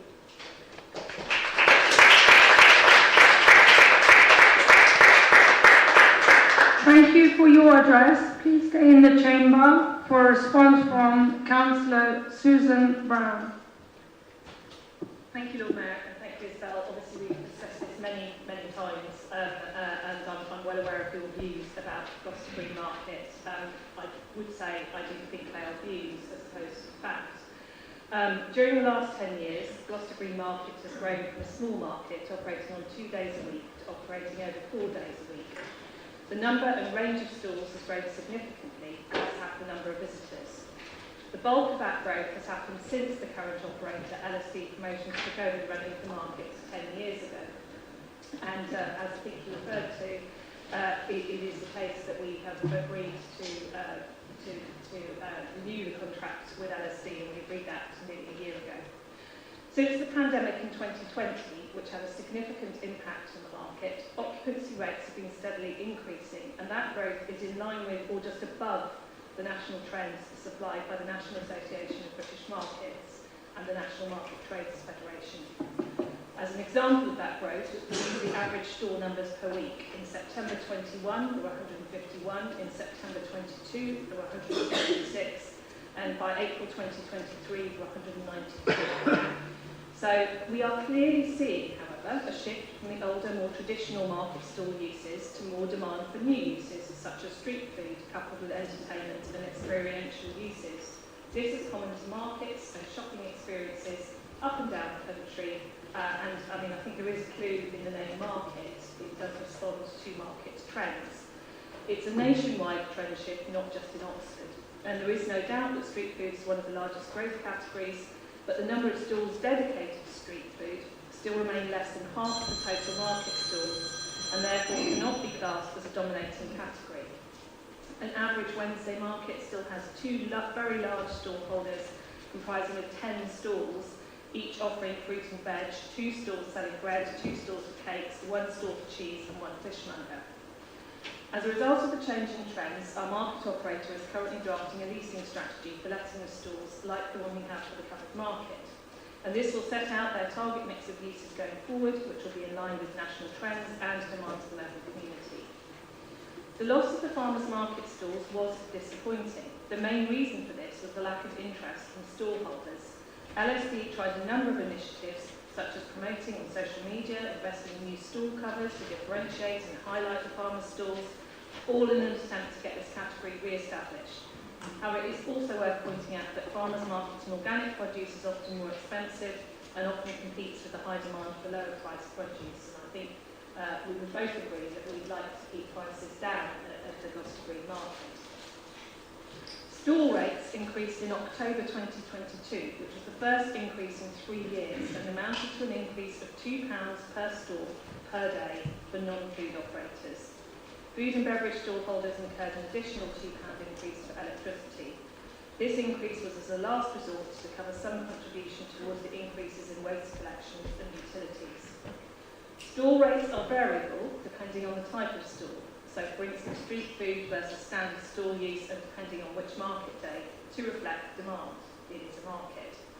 Standard rate stores range from £15 to £45 a day. Food and beverage stores range from £48 to £65 per day. And in both cases, there are reduced rates for regular stall holders and those occupying multiple stalls. Comparing Oxford stall rates with those of other markets such as Whitney and Chipping Norton are not a true like-for-like. Smaller market towns have a fraction of the footfall and are not comparable with central Oxford. Having said all of which, I think the prices do actually compare very favourably. A stall at Gloucester Green on a Friday, which is the newest market day, starts at £26, and that seems to me to be a very reasonable stall rate. And I think it would be hard to match that in any other city market of a comparable size to Oxford. A market is a great opportunity for anyone with a business idea to establish themselves and make that first step on the business ladder. They can test the water with minimal capital outlay, allowing them to identify their customers and refine their business model. Many businesses that started in Gloucester Green Market have gone on to establish themselves elsewhere in the city and beyond. One example is Taste of China, who now trade from the covered market after having first tested their business model and products at Gloucester Green. This is because a market like Gloucester Green is able to react more quickly than any other type of premises to changing consumer behaviour and the broader environment for business. For example, 15 years ago there was a single convenience supermarket in and around Oxford city centre selling fruit and vegetables at affordable prices. Now there are more like 10, something that is bound to impact on the nature of the goods sold at the market. Similarly, the number, range and type of delicatessens, clothes shops and hot food outlets has changed to a huge extent. The fact that sellers at Gloucester Green have been able to respond to these changes with new products and offers is exactly why the market is so successful. LSD supports a number of community initiatives, some linked to the old fire station where free stalls are provided. They also provide free stalls on Arts Fridays, providing 30 free stalls over the period of October to December last year. And in addition, they support young traders as part of the Young Traders Market National Initiative and heavily subsidise stalls to Lazy Sunday, which is a local community initiative, and the Jericho Street Fair. So we have, as I mentioned really right at the beginning here, spent a significant amount of time responding to concerns and allegations about Gloucester Green Market from yourself, Isabel. And yet there is no supporting evidence that this is the case.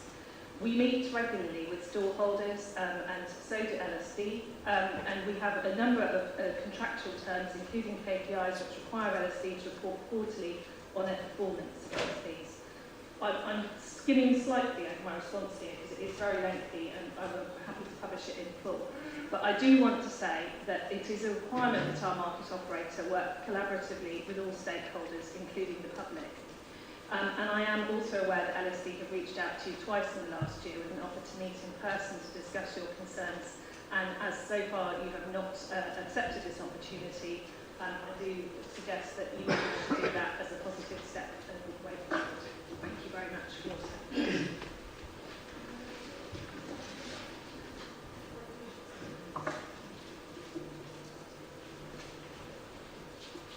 Our second address is from Kat Hobbs. Can you hear me? Our second address is from Kat Hobbs, who is unable to attend. A written response will be provided. David, can you please bring in the next public speaker?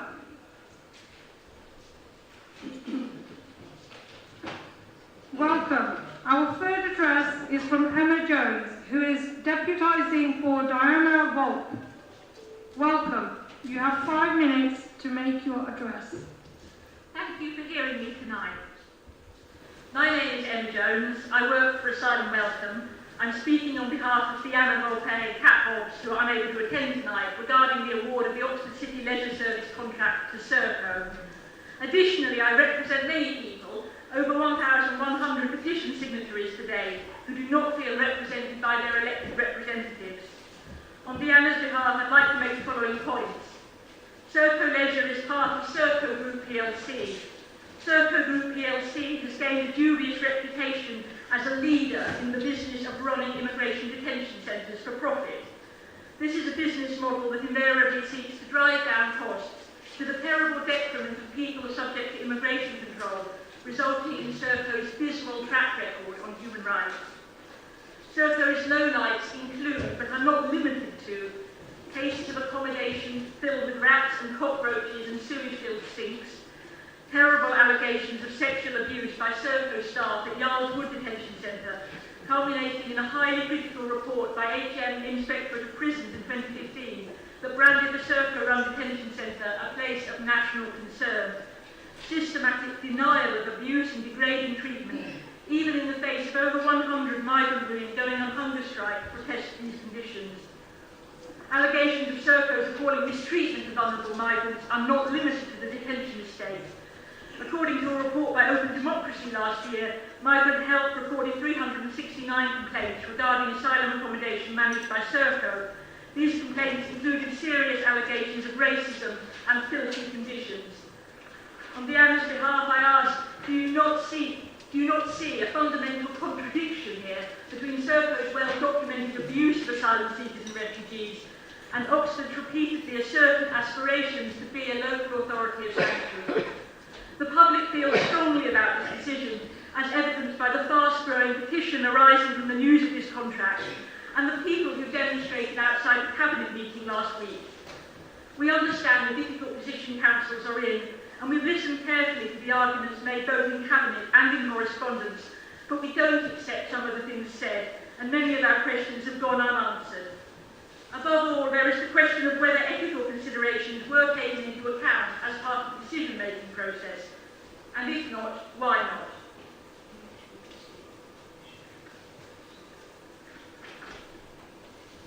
By proceeding with this contract, you are essentially sending a message to our community that it's acceptable to partner with a company that exploits migrants while claiming to be a place of refuge.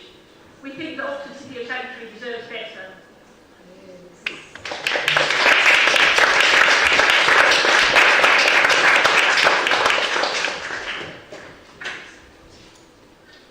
Thank you.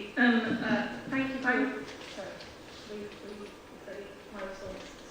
Sorry. Yeah, thank you for your address. Please stay in the chamber for a response from Councillor Susan Brown. Sorry, thank you, Lord Mayor. So thank you for your address and raising your concerns about the Cabinet decision to award the leisure management contract to Serco Leisure. It's important to note that Serco Leisure Operating Limited has not been implicated in any reports of the nature referred to in point 2 of your statement, and the Council can only consider the behaviour and performance of Serco Leisure Limited as the bidding company in its assessment of the bid. We cannot consider issues raised relating to other companies in deciding a procurement outcome. We want Oxford to be a place where everyone feels welcome, and we remain committed to our work supporting refugees and asylum seekers and celebrating the contribution they make to our society. I do also note that Birmingham, a city of sanctuary, has also got Serco as its leisure contractor. Following a transparent and competitive process which has fully complied with procurement policies and legal requirements, Serco Leisure presented a bid that matches the priorities of the Council while also driving investment in improving quality within our facilities, which includes new gym equipment. They are also committed to delivering a range of concessions which include free swimming for under 17s and will create a circa 60k local inclusion and access fund to help more inactive people to become physically active. Serco Leisure are one of the country's leading leisure operators, and they are the current UK pool and spa water leisure operator of the year. They also manage Stoke Mandeville Stadium, the birthplace of the Paralympics movement, national sports centres such as Bisham Abbey and Lillis Hall, and, as I said earlier, also Birmingham's. The appointment of a leisure operator is a legal process that follows procurement law and is not open to political intervention. Serco Leisure's tender scored best against the Council's criteria, which included qualitative and financial elements that will emphasis on qualitative and which we are legally required to respect. Thank you for your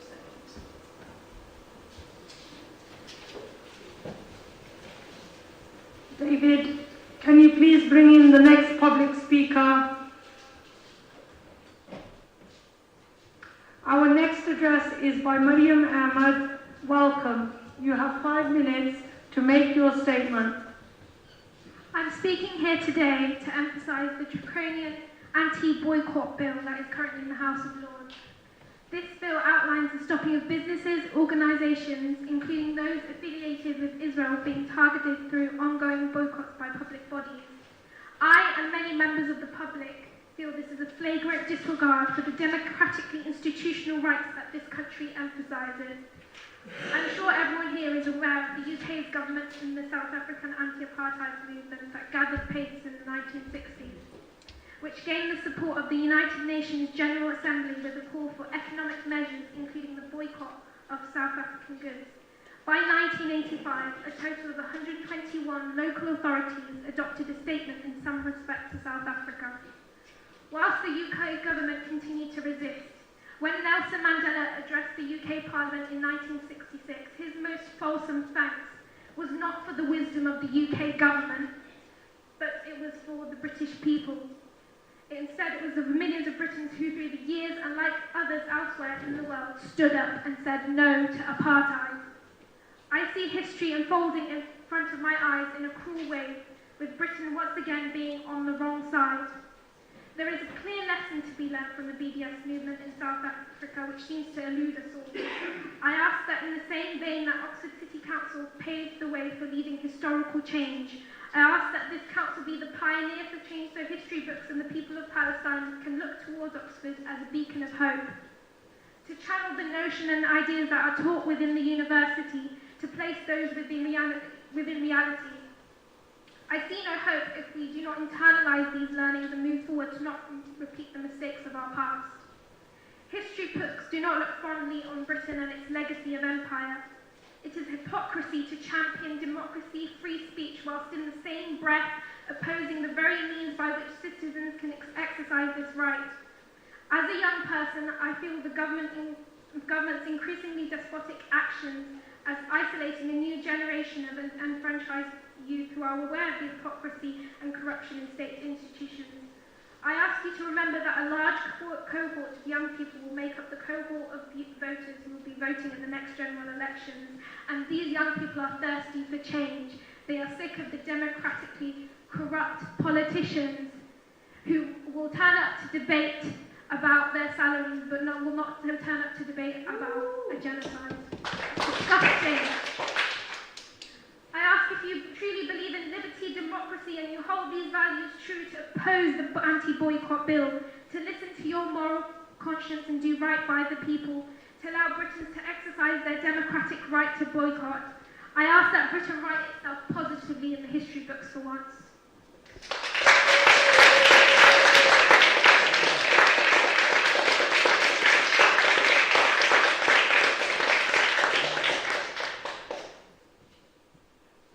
Thank you for your address. Please stay in the chamber for a response from Councillor Susan Brown. Thank you very much for another very eloquent speech, Marion. And I'm sure you're aware that we have an item on the agenda, a motion that we will be discussing shortly, and I hope you will be pleased with the outcome of that debate. That I think we all have a great deal of sympathy with what you've said. David, can you please bring in the final public speaker?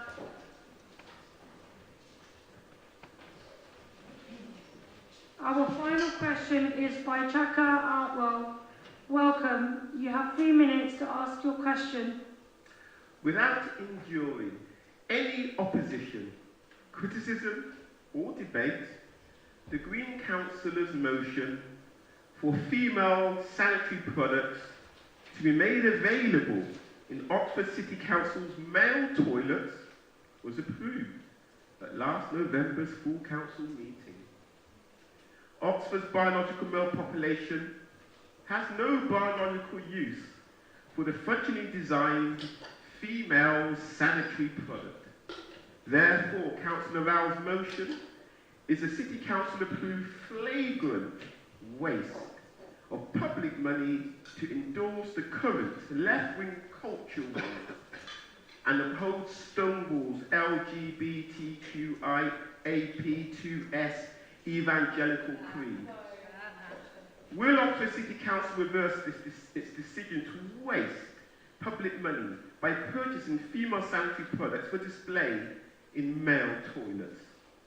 Will Oxford City Council oppose the biological deception for politically correct reasons of requiring biological human beings by their self-assigned gender ad hocly arrived at at any given morning. Okay. Thank you for your address. Please stay in the chamber for a response from Councillor Brown. Well, I think it is actually. And you should be assaulting me either. It's worth a response. You don't care. Mayor, Sheriff, Okay. former. We're going to have to ask you to leave. What are you? You're in the county and the city. Please, can you leave if you're going to carry on like this? Saying I'm talking like that to me, saying I'm not good in response. Would you like a response or not? Give me a response. I'm trying to give you a response. If you would just be quiet for a minute, I'll give you a response. I hardly know where to start because there are so many misconceptions in the actual question. There are, for a start, the motion that I think you're referring to was passed in July 2022 and was about the provision, the free provision of sanitary products within our buildings and community centres, not in men's toilets but actually in women's toilets. In November, there was a follow-up question from Councillor Pegg, which I answered in Council about exactly where they were being provided, and we listed the places, and I will read you out the response that I made at the time. We've provided free products in the toilets of most of our community centres since August 2022. The products are displayed in the toilets alongside a poster that has information about who to contact if someone needs more products. Staff in our community centres will check when products need replacing and contact a distributor when they need more products.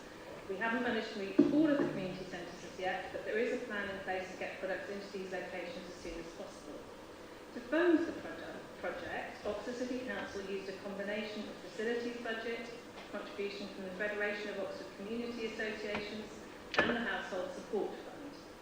We also work in partnership with a number of partners and organisations to distribute products across the city in community centres as well as the community groups. We share a donation box in one of our local Tesco stores with the Wings Project. The Wings Project is a part of the Young Women's Music Project, and we also take open products which Wings are unable to use to reduce waste. Since the project began, we've had really positive feedback from members of the public, such as, I didn't know you did this, what a great initiative, and I'm really pleased to see this. The products are well used and people are reaching out if they are in need.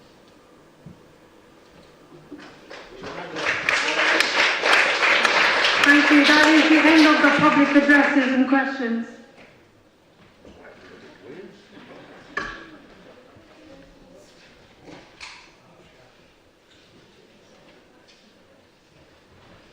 Okay, now we move on to item 13, motions on notice. Please note that the item has a time limit of 60 minutes, starting now. Councillor Jaffrey Marbini, could you please move your motion?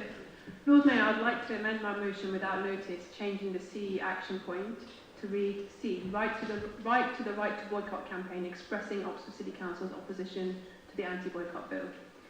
So I want to thank Councillor Chris Jarvis, without whose work this motion wouldn't be here before you. The anti-boycott bill is a major attack on local democracy, which seeks to prevent public bodies from making ethical choices about spending or investment. Michael Gove has unified nearly 70 civil society groups focused on Palestine, the Uyghurs and climate change against this bill. This is a foul threat to our civil and democratic rights. If passed, it would prevent Oxford City Council from choosing to cut financial ties with companies known to be engaged in human rights violations or environmental destruction around the world. Had it been in place during the 1980s, for instance, it would have forced local authorities like our council, as well as our two universities, to do business with the racist apartheid regime in South Africa. Oxford is an outward-looking city and proud of its international links. Many people in Oxford care deeply about human rights and the environment and would be horrified to think of their money being used in unethical ways. They expect the City Council and representatives to uphold the same high standards. Oxford and our residents have long-standing links to Palestine via cultural, educational and medical links, hence being twinned with Ramallah. Two of my friends and medical colleagues, Professor Nick Maynard and Dr. Debbie Harrington, recently returned from Gaza, where they witnessed exceptional violence and the systemic destruction of the healthcare system by the Israeli forces. describing extensively burnt men, women and children, often with no access to morphine. Extremely worryingly, the building Nick and Deborah stayed in and slept in whilst in Gaza, which was being used by the next international medical team, was targeted and bombed a week after they arrived back home. Israel is shielded from accountability for its crimes and as such treated exceptionally and has been for decades. So much so that Michael Gove is acting to shield this plausibly genocide-committing state from peaceful movement, as the Americans have done in the US via specific legislative mechanisms revealed by The Guardian. In one fell swoop, Gove is undermining our local democracy, gagging our freedom of speech, and as identified in the bill, granting Israel impunity for its violations of international humanitarian law, whilst it plausibly commits the grave crime of genocide as ruled by the International Court of Justice. Israel will be granted exceptional, never-ending impunity by this bill, whilst it's unleashing exceptional levels of violence, and Israeli ministers are expressing exceptional rhetoric of genocide and ethnic cleansing, including at a rally in Jerusalem just this weekend. Thousands of our residents have attended protests, vigils and signed petitions demanding an end to the violence.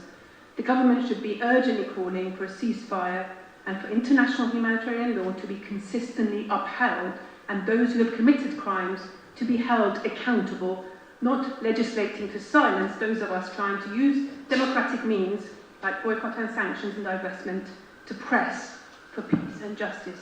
Please support this motion. Thank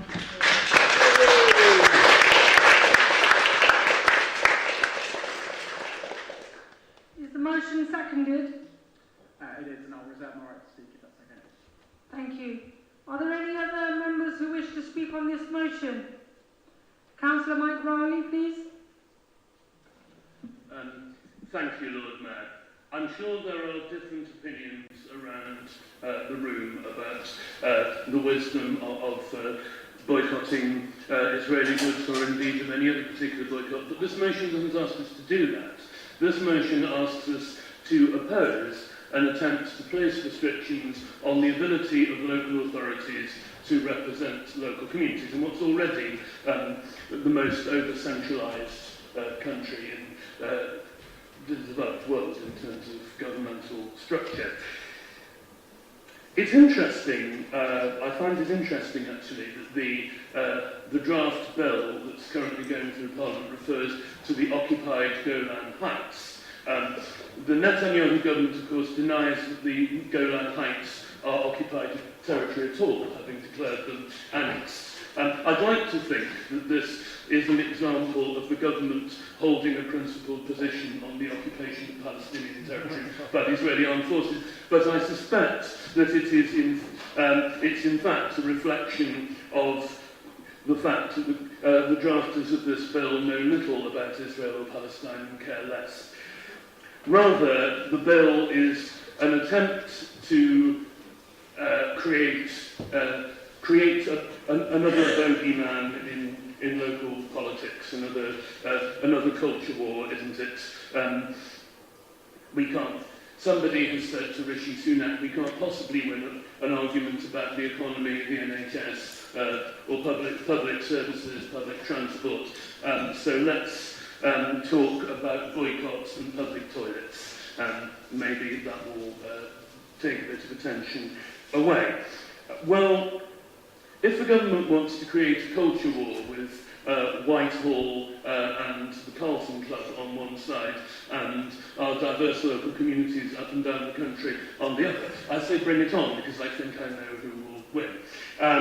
I would urge everybody, whatever their view about the appropriateness and efficacy of boycotts in general and boycotts of the Israeli government in particular, I would urge everybody to support this motion on the principle that local communities have the right to be represented, and the representatives of local communities have the right to debate these matters, hear from local citizens as we just have, and act in accordance with their conscience. Thank you. Lord Mayor, a point of order. I believe you've skipped over the amendment, which hadn't been withdrawn as of yet. My understanding was that the proposer intended to amend their own motion. Is that the case? Yes, Sorry, that's right. that's what I meant, yeah. That I am amending my own motion, yeah. Okay. Yes. Councillor. In that case, I won't move the amendment. Thank you.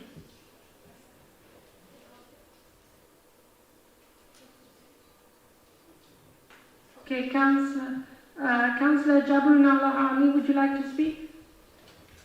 Yes.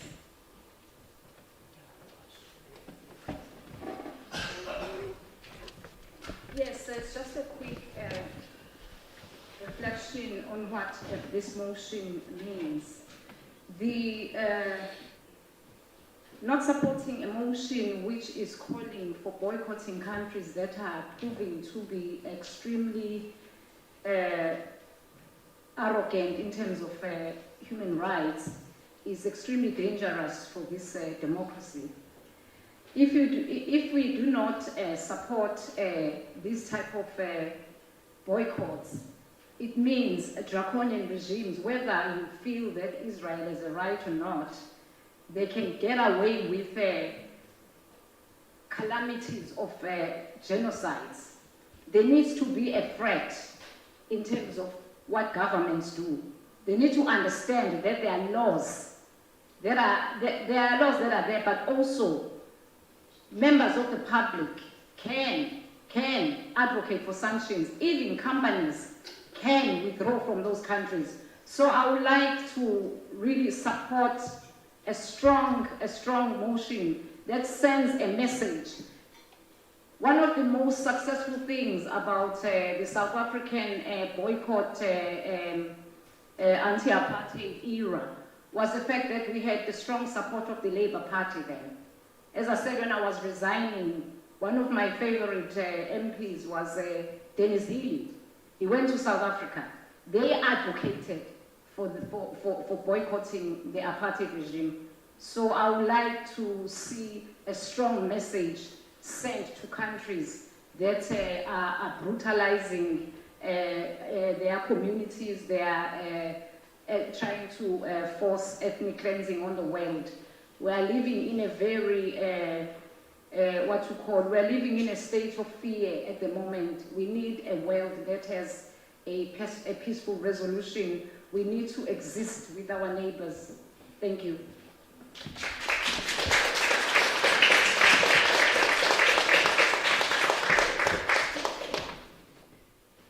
Councillor Jafari Mabini, would it be possible if you could just clarify the amendment?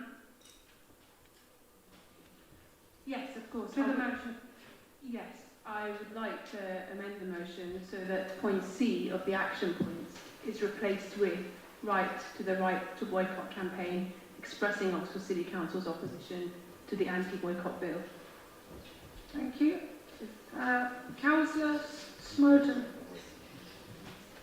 I didn't have my hand up, but I do have a speech, so good coincidence. I'll take it. Liberal Democrat policy on this calls for promoting trade links with Israel and Palestine, but that illegal settlements represent a breach of international law, and that any UK trade which bolsters such activity sustains that breach. It's a nuanced policy. You certainly can't write it on a podium, but I think it's an issue that demands great care and demands nuance. I think we have to take very great care to ensure that we target illegal activities specifically, and not Israeli or Jewish-owned businesses more widely. But where illegal settlement is being supported by UK investment, we should act, and the government's proposed bill would make that impossible. Leila Moran MP described the bill as purposefully divisive.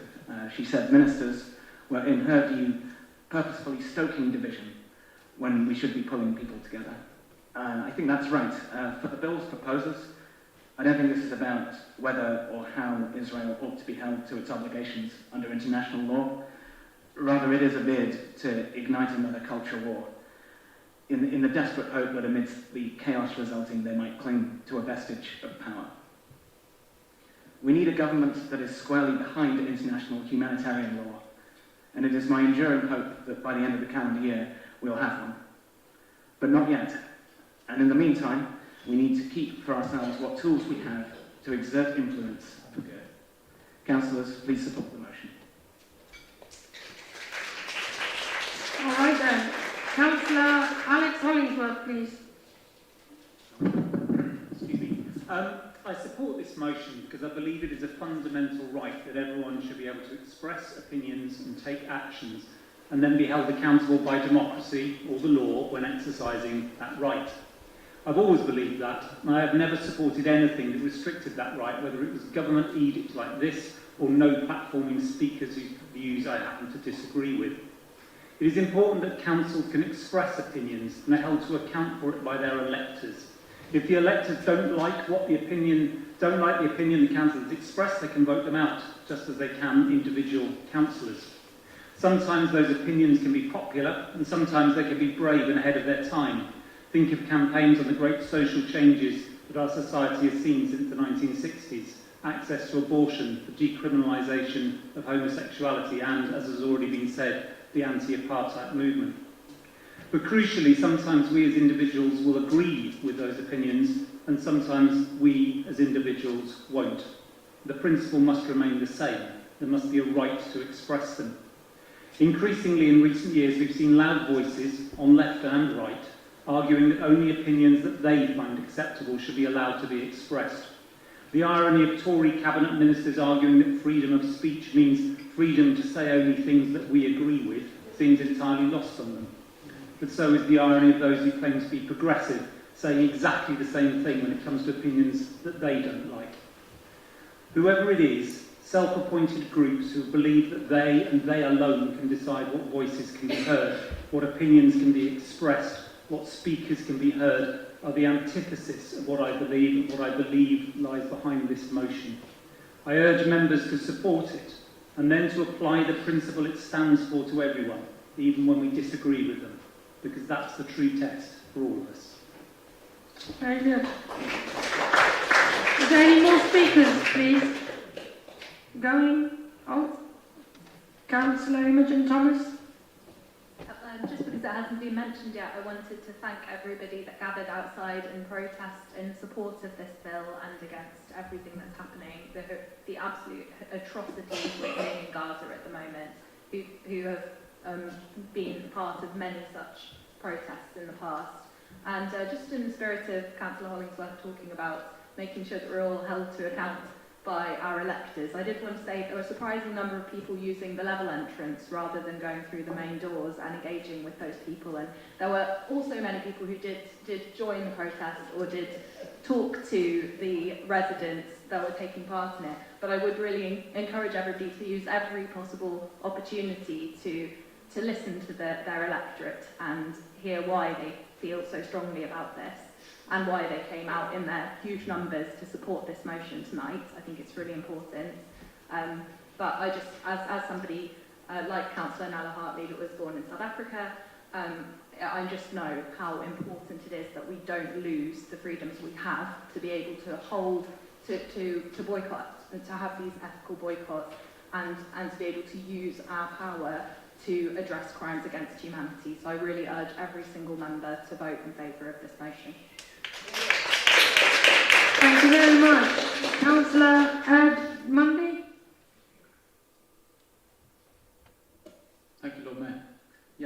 I just wanted to point out as well that obviously there's a very famous success of the boycott movement getting the change that's needed in South Africa, but there's a long history, of course, of boycotts having an impact in both international and national realms and with companies and so on. So it's certainly something that can be very successful in a very important way. It has been hinted at earlier as well. I think we should make very clear that this bill, this anti-boycott bill that's now in the Lords, doesn't just stop us actually having a policy of boycott, divestment and sanctions. It actually inhibits us, or anybody representing the council in a vocal sense, even talking about doing so, or expressing a desire to do it if it did indeed become legal, which is a very strange thing to be imposing upon us, and it's unlike anything else that I've seen, really. So, you know, I think we need to oppose this on democratic grounds, as we've said, and also it's making an absolute exception of Israel and the occupied Palestinian lands of the Golan Heights and the Palestinian territories. And it's making that as an exception beyond any other country in the world, but it couldn't possibly be exempted from this policy. So it's, yeah, I urge everybody to back this motion, and I hope that we do get a unanimous vote.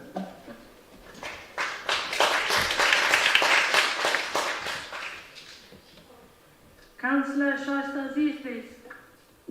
Thank you, Lord Mayor. First of all, I'd like to start by thanking the councillors for bringing this motion to the Chamber. The reason why I decided to put my hand up to speak is because I agree with everything that's been said in the Chamber this evening, but I do think it's really important for us to understand very clearly that this isn't just about process and democracy, which clearly is under threat here, but it's really vital that we understand that the boycott, divestment, the sanctions movement seeks to end international support for Israel's oppression of the Palestinians. And we are hearing this motion this evening while the context is beyond horrific. More than 27,000 Palestinians have been killed.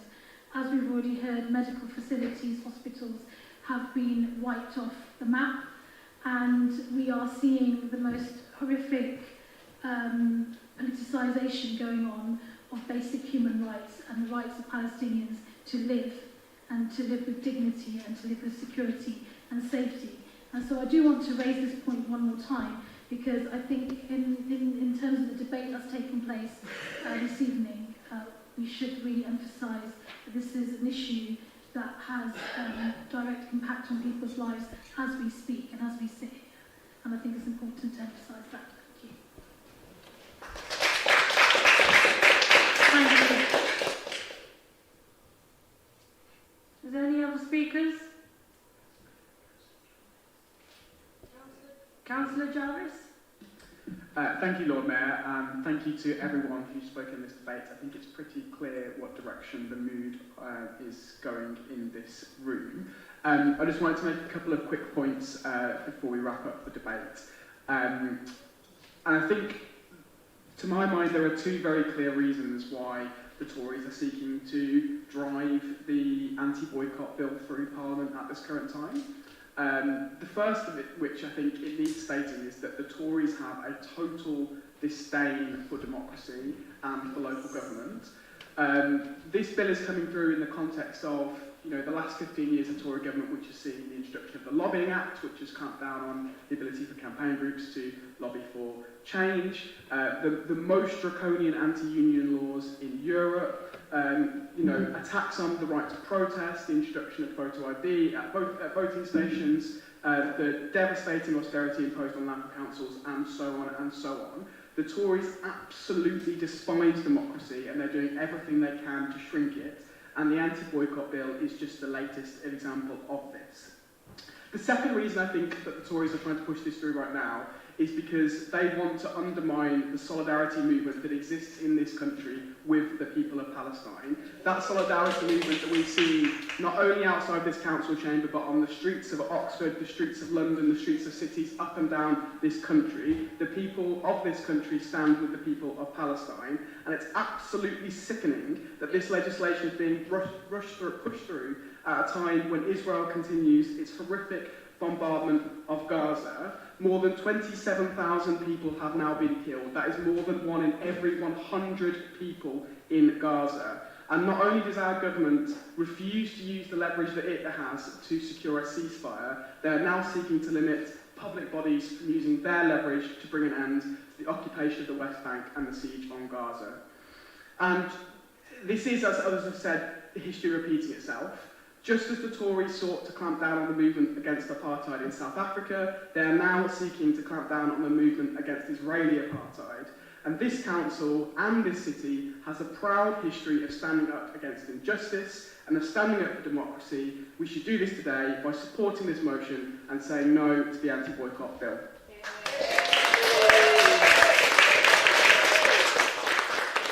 Thank you very much. Councillor Geoffrey Marbini, would you like to summarise? Thank you, Lord Mayor, and thank you everyone for your speeches. I do agree with a lot of the points raised, though I have to agree with the councillors who just spoke about the fact that this is not just about democracy or process, it's also about the fact that there is absolutely exceptional levels of violence that is live on all of our mobile phones, on numerous medical groups where we hear from medics live on the ground. And the levels of violence, I'm just going to have to reiterate some of them. 2 mothers an hour are being killed every single hour, 2 mothers. And we don't really hear from feminists complaining about that very much. Over 10 children having one or both legs amputated, many without anaesthetic. I have anaesthetised people for amputations, and it's a horrific thing to go through, even with an anaesthetic. And imagine being a child and going through that. A colleague in Gaza messaged us to say that a few weeks ago he was shot within an ambulance whilst he was with a patient, in his back and in his leg, and he has still not had treatment for the shrapnel that is lodged in his legs. So this is the level of violence that is being inflicted. So there's exceptional levels of violence, there's an exceptional rhetoric of genocide. The get-together that I spoke about, the rally, about a third of the cabinet ministers, of Israeli cabinet ministers, were at this rally. I just want to raise one point that undermined the two-state solution since the Oslo Accords. That's been going on with comments like, on the 20th of January from Netanyahu, I will not compromise on full Israeli security control over the entire area west of Jordan and this country to a Palestinian state. And even peaceman Rabin talked of less than a state when it came to Palestine. So I urge you all to join the boycott, divestment and sanctions movement. At the Bodleian Archives, we have the Anti-Apartheid Movement Archive, which contains materials from its beginnings of the movement in the late 50s and to a few years until its dissolution in 1994, and the end of apartheid in South Africa and the end of apartheid in Israel, which will also come. So they were integral to bringing down South Africa's apartheid regime, and the same tools are absolutely crucial in the fight against Israel currently too. And I'm going to end with Naomi Klein's words in The Guardian. I don't know whether many of you must have read that brilliant article. She wrote, "The responsibility." So if you don't know her, a Jewish writer who writes a lot on climate justice, extremely active, brilliant woman. The responsibility is particularly acute for those of us whose governments continue to actively aid Israel with deadly weapons, lucrative trade deals and vetoes at the United Nations. Vote for this bill, vote for this motion even, and join our movement. Thank you for supporting the motion.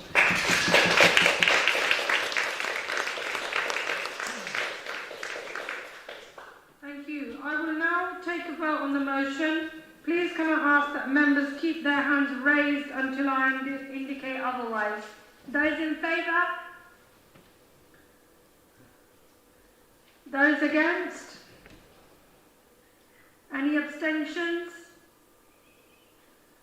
Thank you. The motion has been carried.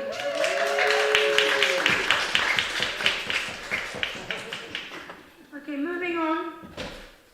Councillor Latif, could you please move your motion? Thank you, Lord Mayor. 39.39%, 40.26%, 37.59%, 38.95%, and 36.52%. These are the percentage of voters who have turned out for the last 5 citywide local elections. And if you look at recent local by-elections, the turnout falls to just 33%. The numbers don't lie. The electorate are disenfranchised and do not feel that this city council fully represents their views. Let's be honest, there is widespread discontent amongst the electorate in this city. You're all the same. You don't care about us. What has the city council ever done for us? These are the words that some of you, I'm sure, will have heard on the doorstep. The feeling amongst residents is that decisions are made for them rather than with them, sometimes by elected local officials who don't even live in Oxford, or may make decisions that have a significant impact on their lives, sometimes while serving on 2 geographically distinct local authorities. Too many decisions are made by a select few individuals who do not and cannot adequately represent the diverse communities of Oxford. The culmination of this is that while we have the 3rd most diverse city in the southeast of England, there is only one cabinet member who is visibly from an ethnic minority background. And so it is incumbent on all members of this council to find a better way forward for the residents whom we serve. We can and should look to the experience of other cities such as Bristol or Sheffield, who have moved towards a committee system of representation which better reflects views across their respective cities. This would prevent a model where the full responsibility for a significant portion of council business lies with just a single cabinet member. And why don't we start as we mean to go on? Let residents have the say. Let's put it to residents in a city-wide referendum. Let us have council officers work on the finer details and bring it back to this council chamber. We should not be afraid to hear and reflect the wishes of residents who will finally have a chance to say how they wish for this council to be constructed. This would allow a less centralised and more collaborative way of working. It would lead to a more transparent modus operandi for this council, which would restore the trust of residents in the local democratic process. It would re-energise civic society and allow us to show residents that we care and that we can represent them. I hope that you will all join me in hoping for a different and better way of working. Let us create a more inclusive city that truly represents the fullness of diversity amongst us. And let us ensure we are truly serving the residents of this great city. I encourage all members to support this motion and hope it may be passed unanimously. Thank you. Is the motion seconded? Yes. Councillor Shaista Aziz, do you wish to speak now or at the end of the debate? At the end of the debate. Thank you. Are there any other members who wish to speak on this motion? Councillor Andrew Gunt. Thank you, Lord Mayor. I'm grateful to the Council for bringing the motion and having this important debate, but I won't be supporting it today. I've not worked in a committee system in a council. I know there are colleagues here who have. And I have been in a working group on another council which looked at this, which also included colleagues who have worked in both systems, one of whom memorably described the committee system as like wading through mud. I am agnostic, I'm open-minded about this, but I'm not convinced. And it's about running an organisation efficiently, frankly. It is about practicality.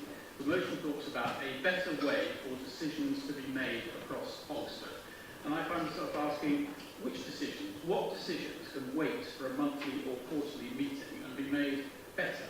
And where are the synergies between different policy areas coordinated? No policy exists within a single bubble. They all interact with each other, not least in budget terms. In practice, what happens is you end up giving more authority to the chair of the committee, indeed of the motion authority. Indeed, some accounts of the system refer to a sort of over-committee of committee chairs, which sounds a bit like a cabinet to me. It is simply a more efficient way to run a complex organisation, the current system. It also ensures that the council, or the administration of the council, speaks with one voice because there is a place for it to decide what that voice should say. What happens if one committee pulls in a different direction from another, as would inevitably happen because each committee is focusing on its own policy area. The current system ensures the cabinet members are bound into collective responsibility, or at least it is supposed to. The motion talks about a better and more transparent way for decisions to be made across Oxford. Well, we could do that. In fact, we used to do that. There used to be regional planning committees. There used to be area committees, all of which have been whittled away but could be restored. The process of change is tortuous and expensive. The motion starts by deploring the level of turnout in local elections, and by the way, 40% is actually not that bad, and ends by calling for a referendum. How many of our fellow citizens would be stirred from their armchairs and vote on such a massively thrilling subject as the precise structure of local government? And face it, friends, who wants another election in the next 18 months? the motion seems to be a bit of a catch-all, as if an administrative change would on its own solve a range of issues, including voter turnout and diversity of representation. And I'm not convinced that it would. And finally, let's be clear, resource is limited. A referendum, an internal document, this takes time, this takes money. This is not the moment to do it, not least because we all hope we're about to have a change of government. Let's wait and see what that government wants us to do, will allow us to do, and will fund us to do, and then look at it again now. Thank you, Councillor. Councillor Anna Rolton. Thank you very much, Lord Mayor. So this council punches way above its weight nationally and among all scales of local government.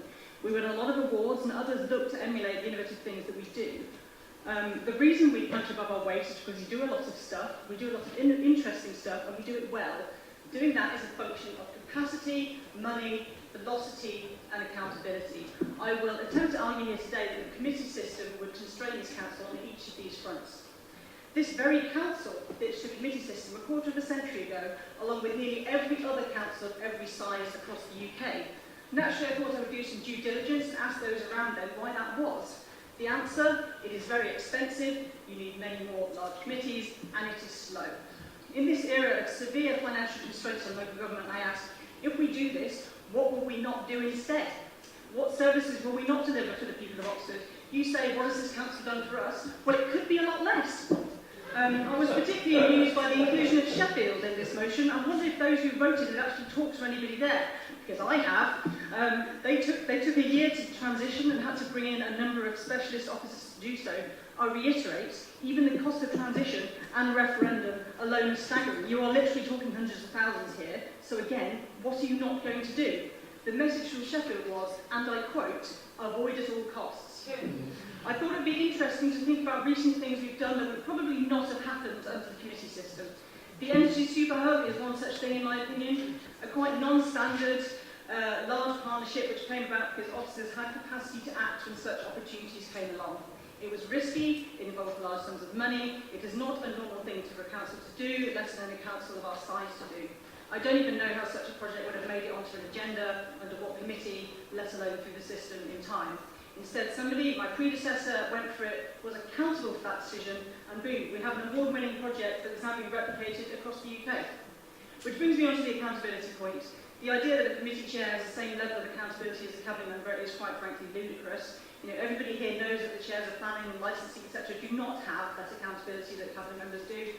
Difficult decisions require accountability.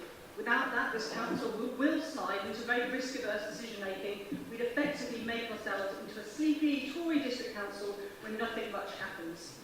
Finally, the short circuit you want with respect to decision-making you disagree with already exists. One, we are ultimately beholden to the electorate, and two, you can call a vote of no confidence in this administration, which you have not or could not do. To summarise, what you're proposing here would mean slower moving, unnecessarily bureaucratic, less accountable, less innovative, more financially constrained council that did a lot less with the money and capacity that it has.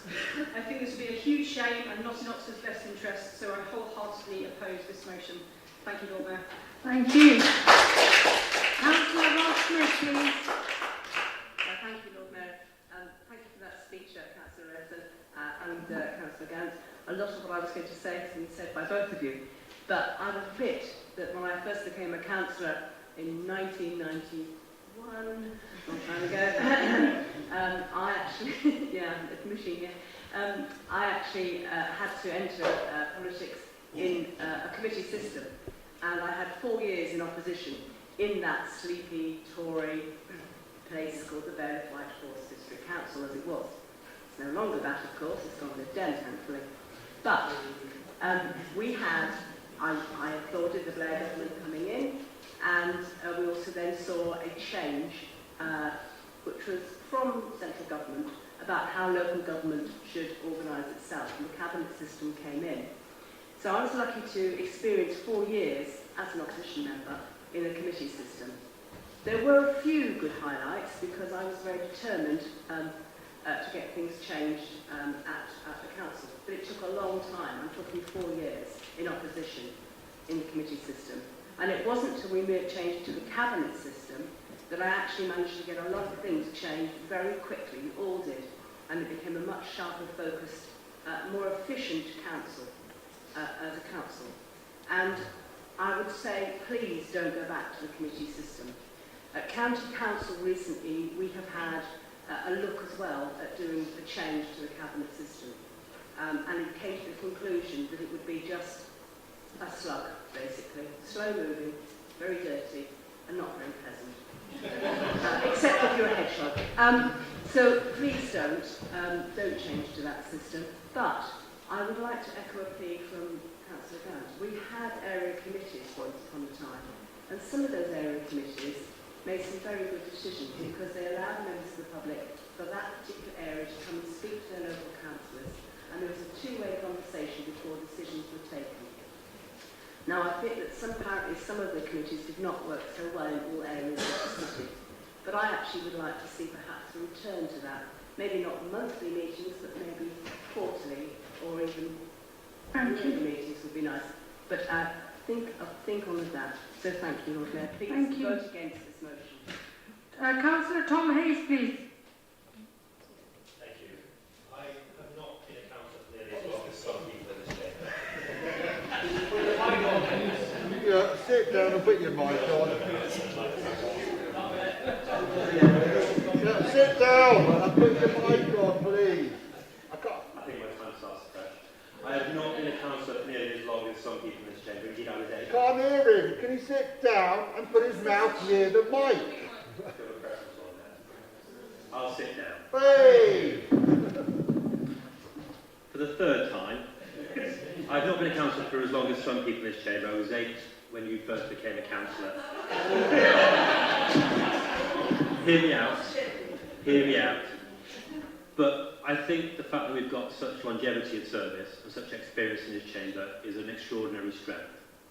And having served in this chamber for nearly 10 years, I've had the role of deputy leader, I've had the role of cabinet member, vice chair of scrutiny, chair of the scrutiny review group. But I think the role which is probably the most important is just that of councillor.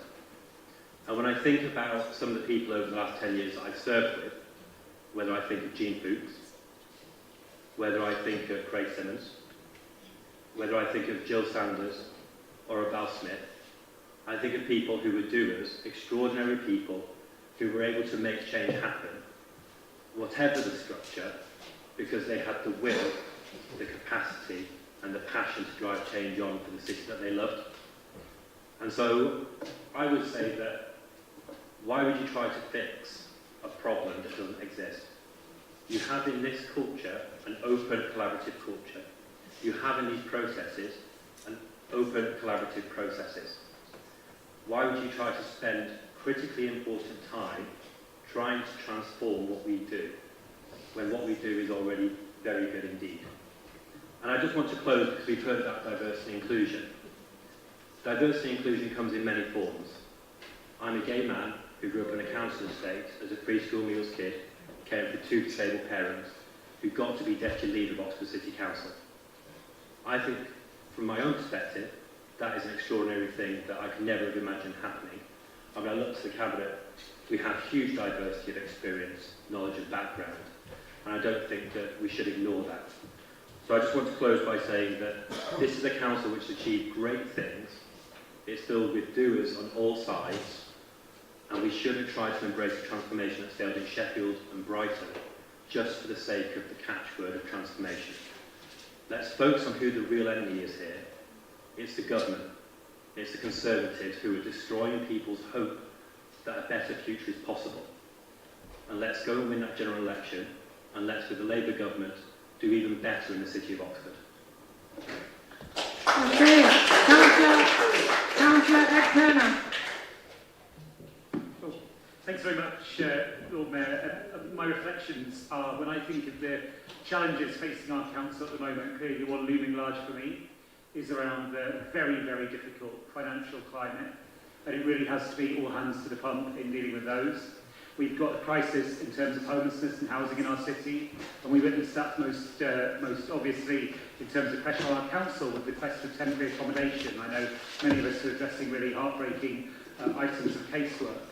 We've got significant portfolios of assets in the housing revenue account, in the general fund. We've got to maintain those. We had some discussion of that earlier. Invest in them. We've got to meet our obligations, which we've stated in this chamber, to address the climate emergency. We've got terrific health inequalities, awful health inequalities in Oxford. We don't control all of the levers there, but as a council we resolve to do what we can. And of course we have our Oxford model, and our Oxford model has served us well. And we've got our companies and they're successful, but I think all of us would say it's always going to be a journey about how we work out relationships with council, where we've got the companies that we own that work to us, and we wouldn't necessarily always get that right. So we've got these huge things to do, and I'm just not sure that I would say to our officers who are working with us to address these really big challenges, what we need now is a big change to our internal governance. I just don't see that helping move us forward. And it's not just me that thinks that. If I turn my attention to our recent LGA peer review, I'm looking at its observations. It says the council's a good employer. It says the capability of members and officers is widely held in high esteem internally and externally, and people trust in the leadership. It talks about positive relations between members and officers. Those are just some of the headlines. It was also, I think rightly, very complimentary about scrutiny. It made some recommendations, for example, on that relationship with the companies. We should take those forward. But the fact we had a group come in from outside to look at this, where the direction of travel was very different to the one being urged in this motion, I think is potentially significant. I'm always up for looking again at governance. I've got to be honest, when I was involved in this council 15, 20 years ago, I used to be really sceptical about scrutiny. I've come around to a different way of thinking. I think it really, really adds value. I lament the area committee's demise much less probably than Will Smith, but that's about different experiences. Quite a lot of money was spent on quite a lot of meetings there, and when I think about the outcomes, I don't necessarily think they worked. But in terms of this particular change, it would be a huge change, it would be a costly change, and just in the situation we're in at the moment, I don't think it would be the responsible way to ask our officers to spend money, so that's why I can't support the motion. Can I just say, I've got over 11 people to go to speak next. Is it possible if everyone could speak as brief as possible if you want to get through? So the next person is Councillor Susan Brown. Thank you. I'll really brief then. So I also came onto this council when it was still being run under the committee system, and I can only concur with those others who have previously spoken to say that I don't think it works well. I don't think it's a healthy way for people to really get engaged in policy making as members, and it's very, very slow and it's not cost effective. I also just wanted to challenge some of the remarks that were made in the opening speech by Councillor Latif, because he was presenting a whole load of perceived problems, some of which I would agree are problems, including election turnout, but as if this was the solution. I mean, I have to say, I knock on doors all the time in this city, and nobody has said to me, the thing that would really make a difference to me is if you introduce a committee system, and that has just literally never ever come up. But I did just do a bit of quick Googling to see if, as a result of having moved to the committee system, turnout had improved in areas which had done that, and no, it hasn't. It's fallen. So I don't think I'd draw a conclusion either there that the committee system was driving turnout down, but equally I can't see how on earth you can make a connection between turnout and the form of governance in local councils. So I will leave it there. Thank you. Councillor Mary Clarkson. Thank you, Lord Mayor. Yes, I mean, a lot of it's been said, and while I'm slightly more of a spring chicken perhaps than Councillor Ross Smith, not much, I too came in with the committee system, and what I think it did was it encouraged silo thinking, and what we need now is a cabinet where people can think much more widely across a range of things. As things change quickly, I think it makes for more effective decision making. Susan Brown's already talked about turnover, and yes, in Bristol, after they went back to the committee system, turnover went down. Equally, in Oxford City, we had a higher turnout, in 2002 before we moved over to the cabinet system than we do now, which would seem to, we had lower turnout then than we have now, which would seem to suggest that the that the issue of turnout has got nothing to do with the system. The one good thing I thought about the committee system was it did enable new councillors to become experts in certain areas. And I think that is something that we do need to address through more training. But I don't think that the committee system is necessarily the best way to address that. Thank you. Councillor Smerton. Thank you, Lord Mayor. I'll start in the traditional way. I haven't been on the council as long as some.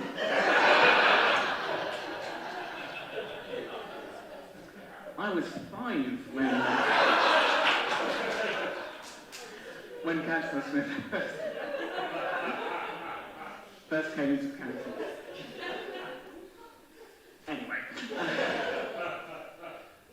I would like to take this opportunity actually to strike a note of agreement, which is I do take the advice of my colleagues behind me as to the merits of the systems that they have greater experience of, and especially the people who served in a council using that system. So I will oppose the motion as it's put forward to us today. I'd like to note there's a kernel in there that I'd really like to support, and that is that if you have a council that is in a no overall control situation, it is right that when difficult, controversial decisions are being made, that a consensus-building process should take place. I would just argue that there are other tools that can be brought to bear to achieve that outcome. For example, electing a leader who in turn appointed a politically balanced cabinet is a way that you can do that. That is a somewhat higher friction way of doing things than if you just appoint a minority administration that calls all the shots and then we have an election in 4 years. But I do think it is more democratically right that consensus building does take place like this. But the time is not right now, and that's because we are staring down the barrel of an election very shortly. So I think what we have to do is get through the elections in May, find out what situation we're in, and if the answer is that we're in a no overall control situation at that point, then I think we ought to pick a leader and thereby a cabinet that represents several, perhaps all, of the parties that are in front of us. That's a consensus building task, and I think that's a task that we should undertake at that time. One last note, turnout. A guessing game. It's a Liberal Democrat saying it. What's the way to increase turnout in local elections in the UK? Ed is wrong, and somebody on my left is right. There we go. PR is indeed the answer, yes.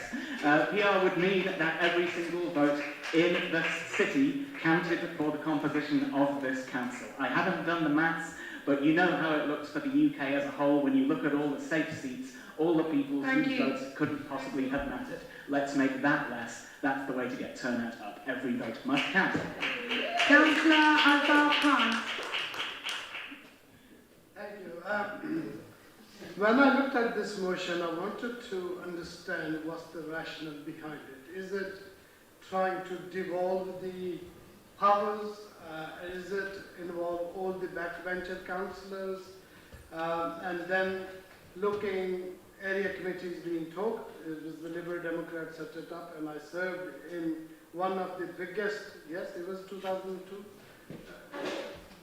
Yeah, you was leader, so I served in one of the biggest area committee, which was the Northeast 12 councillors. The problem with this council, especially in this administration, is, and I would address it, the way we try to treat people, the way we try to act.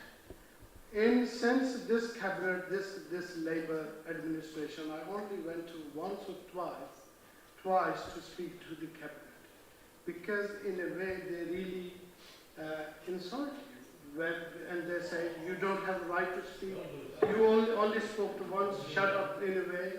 And when the people come here to speak, we have seen tonight how the heckling happens, and it is the problem here is not the cabinet or committee, is about the public engagement and how do we engage them into the decision-making process and the local councillors' involvement.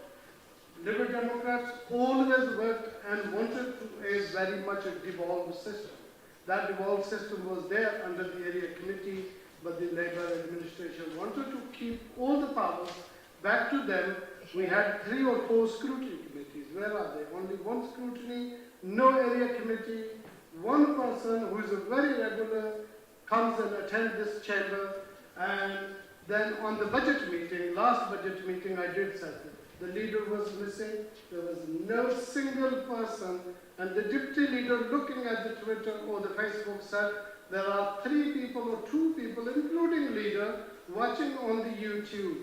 So that's the involvement in this administration. That was the last budget council. So it is not the committee system, it is the system which is run by some individuals. So we have half council up for election, change the people. Change the people and then to change the system. That's the best way of doing it, is not spending thousands of pounds now and trying to approve motion which might the council is not in position to find the money and do it. Thank you. Thank you very much. I think I've only got time for 2 more people. So it is Councillor Ejaz Rahman on the list next.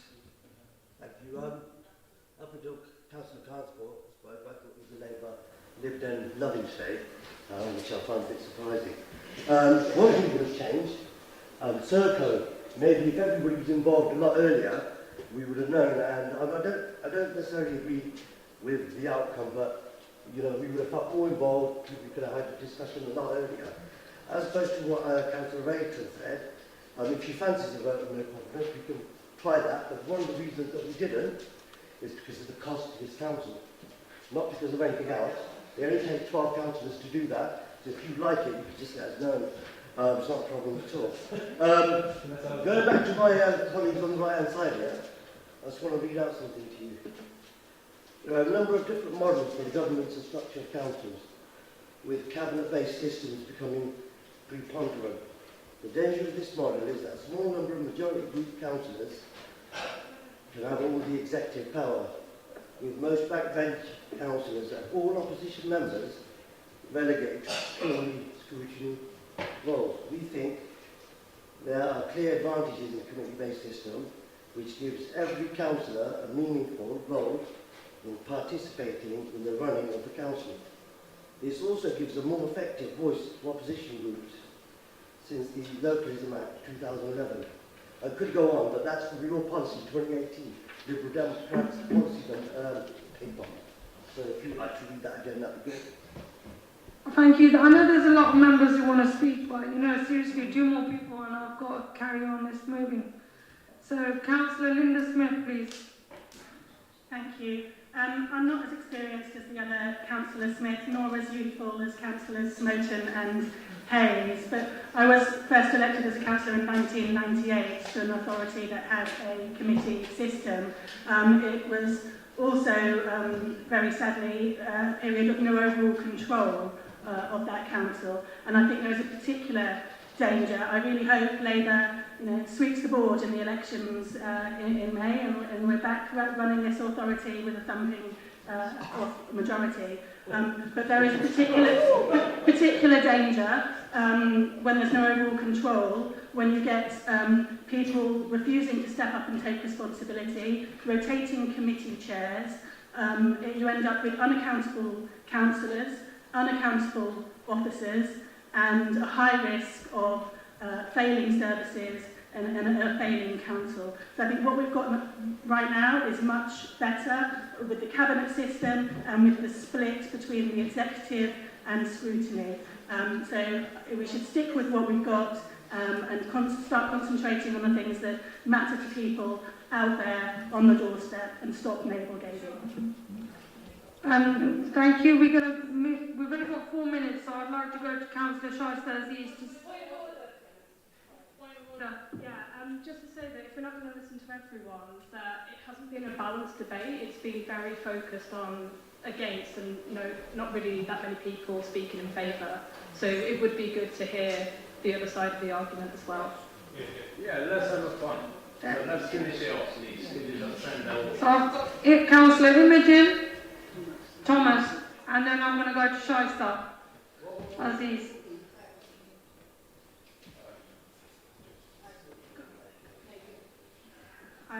I've been on the council for 5 years, and I really think that. So this is interesting for me because obviously I work in the NHS and I've worked in lots of different institutions. I find this council particularly bad at actually taking any feedback.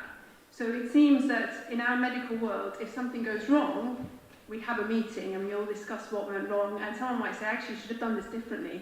And we say, yeah, actually, you're right about that. I need to think about that. Go away, have a think about how I would do that differently as an individual next time round. But there seems to be just a huge amount of defensiveness here, which means that there aren't any changes in process that might have made things more democratic. I want to give you a couple of examples. So actually, other councillors who have been on scrutiny, including some cabinet members who were briefly on scrutiny, did mention that there is actually no way of making sure that recommendations that are made by scrutiny are then followed up. We don't get feedback telling us whether a change that has been, a recommendation by scrutiny that has been agreed, has been actually fed back and actually enacted on. We have no way of knowing whether that's occurred, and we have no way of following that up. And secondly, is it okay if I continue? Yeah, carry on. So, secondly, decisions are made extremely last minute, with papers presented late, even when I was in Labour group, and we are told that unless a decision, a unanimous decision is made to put forward, to agree with the paper that's already been written, that there will be huge cost implications for the council. Now, I don't think that's a particularly democratic way of either running Labour group or running the council. I really think a bit of humility and humbleness and hearing what other people are telling you and why there might be numerous reasons why turnout is low, but clearly this is lack of humbleness and humility is one of them. Okay, Councillor Shaista Aziz, would you like to... Could I propose a procedural motion to suspend standing orders till we finish the debate? Yeah, can we have a second now? You're on the list. Take a vote. Let's take a vote. All those in favour to continue, please raise your hands. Please keep your hands up. I've got my speaker list. You're on it. Okay. Those against? Any abstention? Okay, so that's been carried. So the next person on my list, Councillor, is... Well, that was meant to be Councillor Imogen, but obviously you passed it to Councillor, you have to wait your turn. Councillor Chris Jarvis. Thank you, Lord Mayor, and I won't keep everyone long because I know that we've just finished standing orders. But seeing as we're playing Tottenham, I will start by saying that I was 18 months away from being born when I sat on Councillor this first lecture, so I don't have the longevity of experience to have sat through the committee system in any former councillor, and indeed I was still reading picture books when Councillor Smith, the other Councillor Smith, was on a council in somewhere else. I have a couple of points I want to make. Firstly, I think an observation on the debate that we've had so far.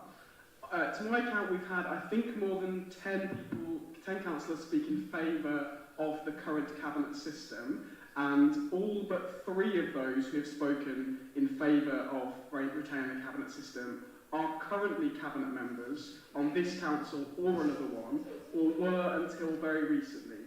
That's just an observation that I think might be useful to reflect on.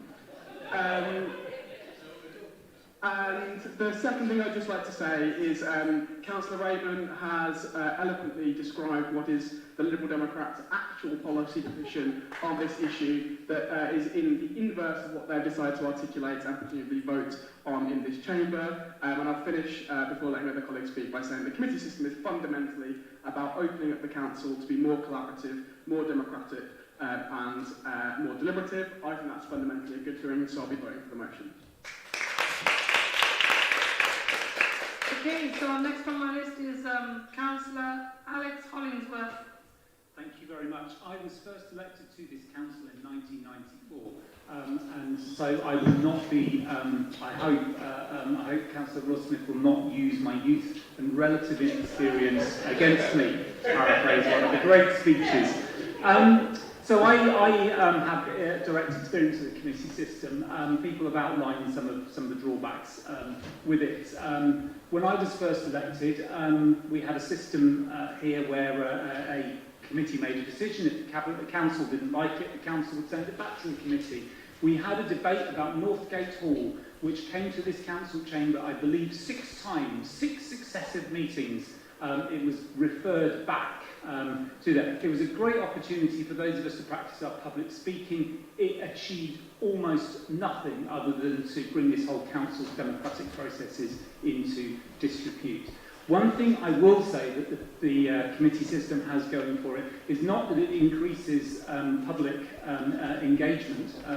Members of the public did not come to committee meetings. It increases the number of meetings. It increases the number of meetings that councillors have to attend. It increases the number of meetings that council officers have to look after and manage. It increases the cost of doing business. It also ensures that those meetings happen quite often during daytime, because that's the only way you can afford the council officers. So what it starts to do is it starts to radically tilt the balance of councils, and councils like the one Councillor Smith was first elected to in 1991 are exactly this, and you can see them still. They are dominated by the retired. They are dominated by those people who can afford the time to attend the meetings, to sit in the meeting. It makes the process of representation less, not more. So I would urge you robustly to vote against this. As the person who actually instigated the area committee system, sadly disparaged by Councillor Turner, we don't agree. I personally would like to see some element of that back. I also do training sessions for the LGA on the benefits of scrutiny. I use our scrutiny system and some of the great successes that it has had in terms of changing policy, and I think particularly of the review of B&B properties in the aftermath of the Bullfinch case, which was one of the most powerful pieces of scrutiny work ever done in any council in this country, and use that as the kind of examples of how scrutiny can work. And all of that will be swept aside by reverting to the committee system. We have a good system. We can make it work well. Please don't waste taxpayers' money on navel-gazing, changing it for the purposes, for the pleasure of changing it. It achieves very, very little. Councillor Imogen Thomas. Thank you, Lord Mayor. So am I sold entirely on the committee system per se? No. Do I think that internal governance in this council is working? Absolutely not. I've been a backbencher in Labour Group, I've been a backbencher outside of it, and I've been a cabinet member in Labour Group, and the difference between those roles is just striking. I think there is a real problem with the dissemination of information. I think there's a real problem with transparency. I think that we're really lacking in sharing the local expertise that ward councillors have with the cabinet members making decisions that affect those wards in good time for it to actually mean anything. I've felt with so many votes that there was a gun to my head because we were so far down the process by the time that I got to say as a backbencher that there were massive cost implications. There was only one responsible choice to be made, which is no choice at all. And I think that we're also misrepresenting this motion. I wouldn't like to see a referendum on this personally, but the motion doesn't actually call for that. It does say it has a view to one potentially in the future, but that would be subject to the report. And that is the process that I think would be helpful. And I absolutely echo what Councillor Jabari Nadini has said about this council being far too defensive, far too unable to look itself in the eye and scrutinise its processes. I think it could be a healthy process for this council to have a report into a committee system, yes, but it's just reflecting on the principles of how we do things, how decisions are made, how we skill up new members. And I know that those of us that started in the pandemic, that was mostly us teaching ourselves, which is not good for the public that we represent. We need high-skilled councillors, we need better skills for backbenchers and more transparency for the public. And I think it could be a really healthy process, really, for us all to see a report that asks some of those important questions. Okay, and our last speaker is Councillor Saif Malik. Thank you, Lord Mayor. Amar Latif spoke about engagement and basically not the interest of the people, but how about for all of us to be honest to start with? You know, the people, when they say you're all the same and we're not interested, what we write, what we believe, and be straight with the electorate to start with. You know, if you look at the last Labour manifesto, they supported the LTNs. I've never seen any leaflet where they said, we are supporting the LTN. They said one thing and done the other thing. So equally, when you look at it, well, I don't know how the committee system works, so I never worked on it. I've been councillor since 2004, but area committee was a very good engagement. When you have anything coming up, you leaflet, or you talk to the people. That was a one way to engage the public. And people, I was a member of Cloudley Area Committee, it turned up on the many issues, big numbers. We used to have a full hall. The problem it was the power politics. I mean, people can say anything. I'm not going to talk down the Labour group, how they function and how they do it. But the issue here is, that time was a political decision made, because when I was part of that group, so I was one of the shadow cabinet member non-portfolio, because you used to have 8 from the administration and 2 on the shadow.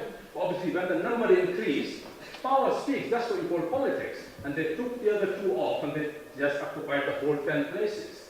So, for that reason, but Liberal Democrats crying for the stuff, majority, opposition is dead. There's no vision of the city. This is why these number of people are running away with the numbers, because when the people see, there is no alternative. And the other thing is, no disrespect to all of this, I've been elected twice independent, on the independent ticket. I'm really an independent councillor. And I have went against very organised labour machinery twice.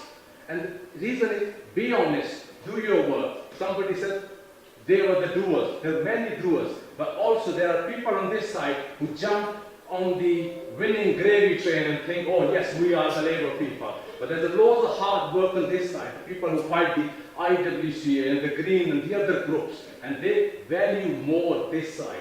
Somebody just turning up on seeing the winning machinery thing. They're the king and queen of the castle. There's the people who were sitting in the living room when the people are fighting the Green and the IWCA. So the point is, if you want public engagement, be honest with the people, bring down the area committees and you see the engagement.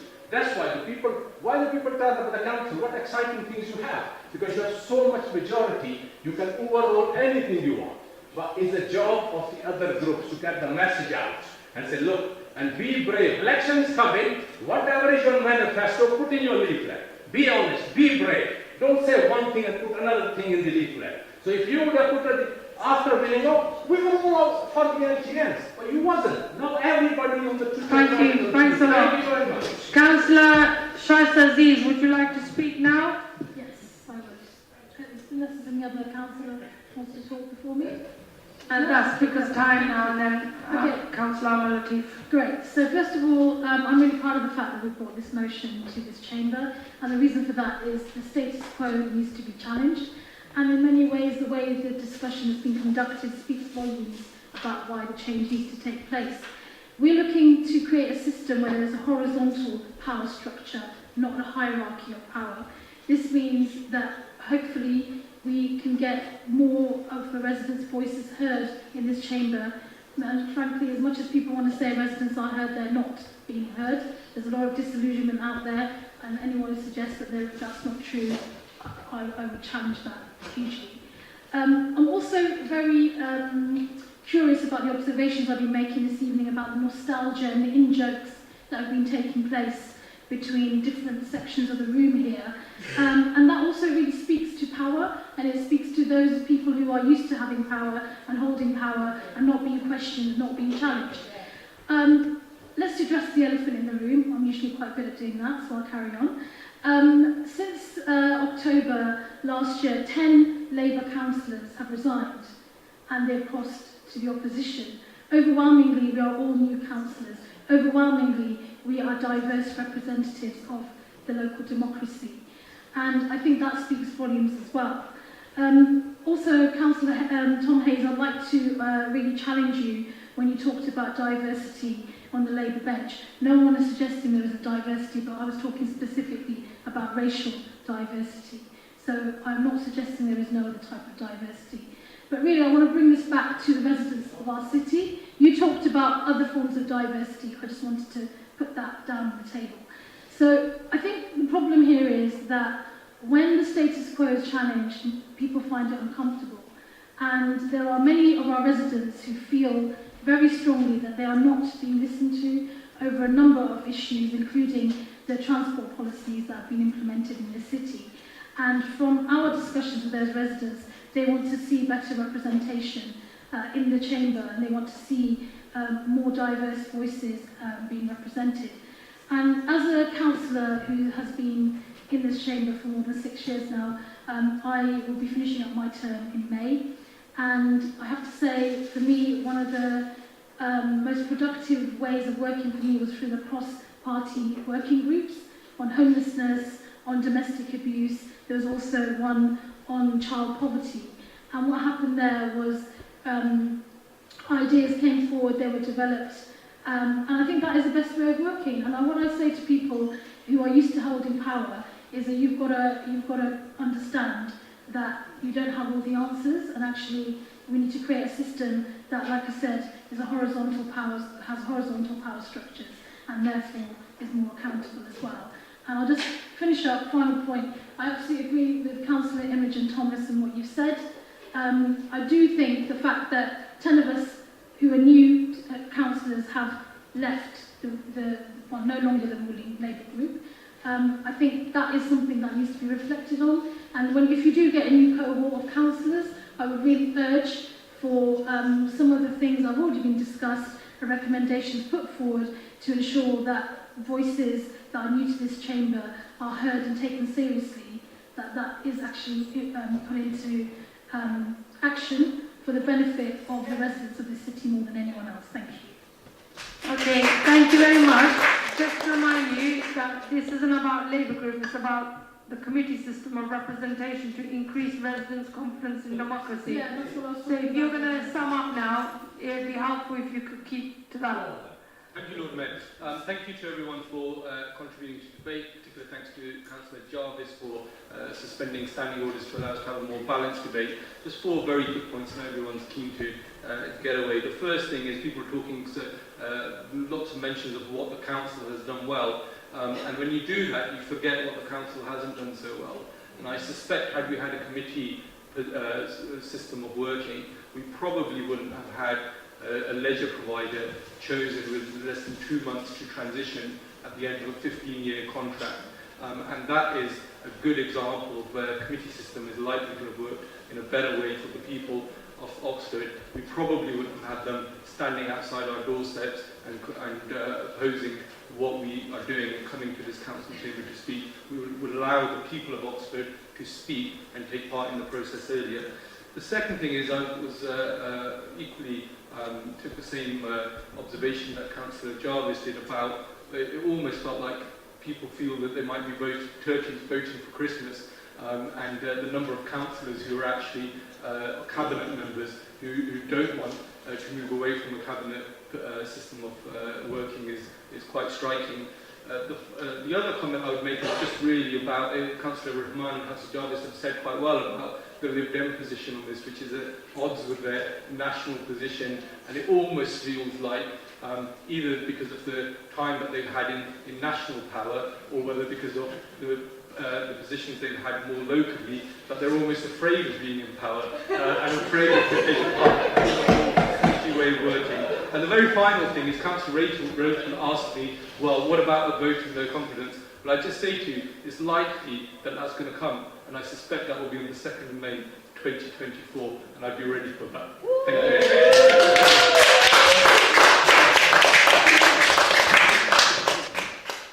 I will put the motion to the vote. Please can I ask that members keep their hands raised until I indicate otherwise. Those in favour?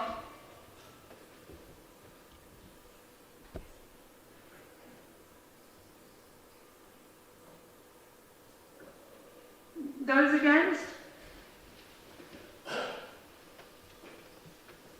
Any abstentions?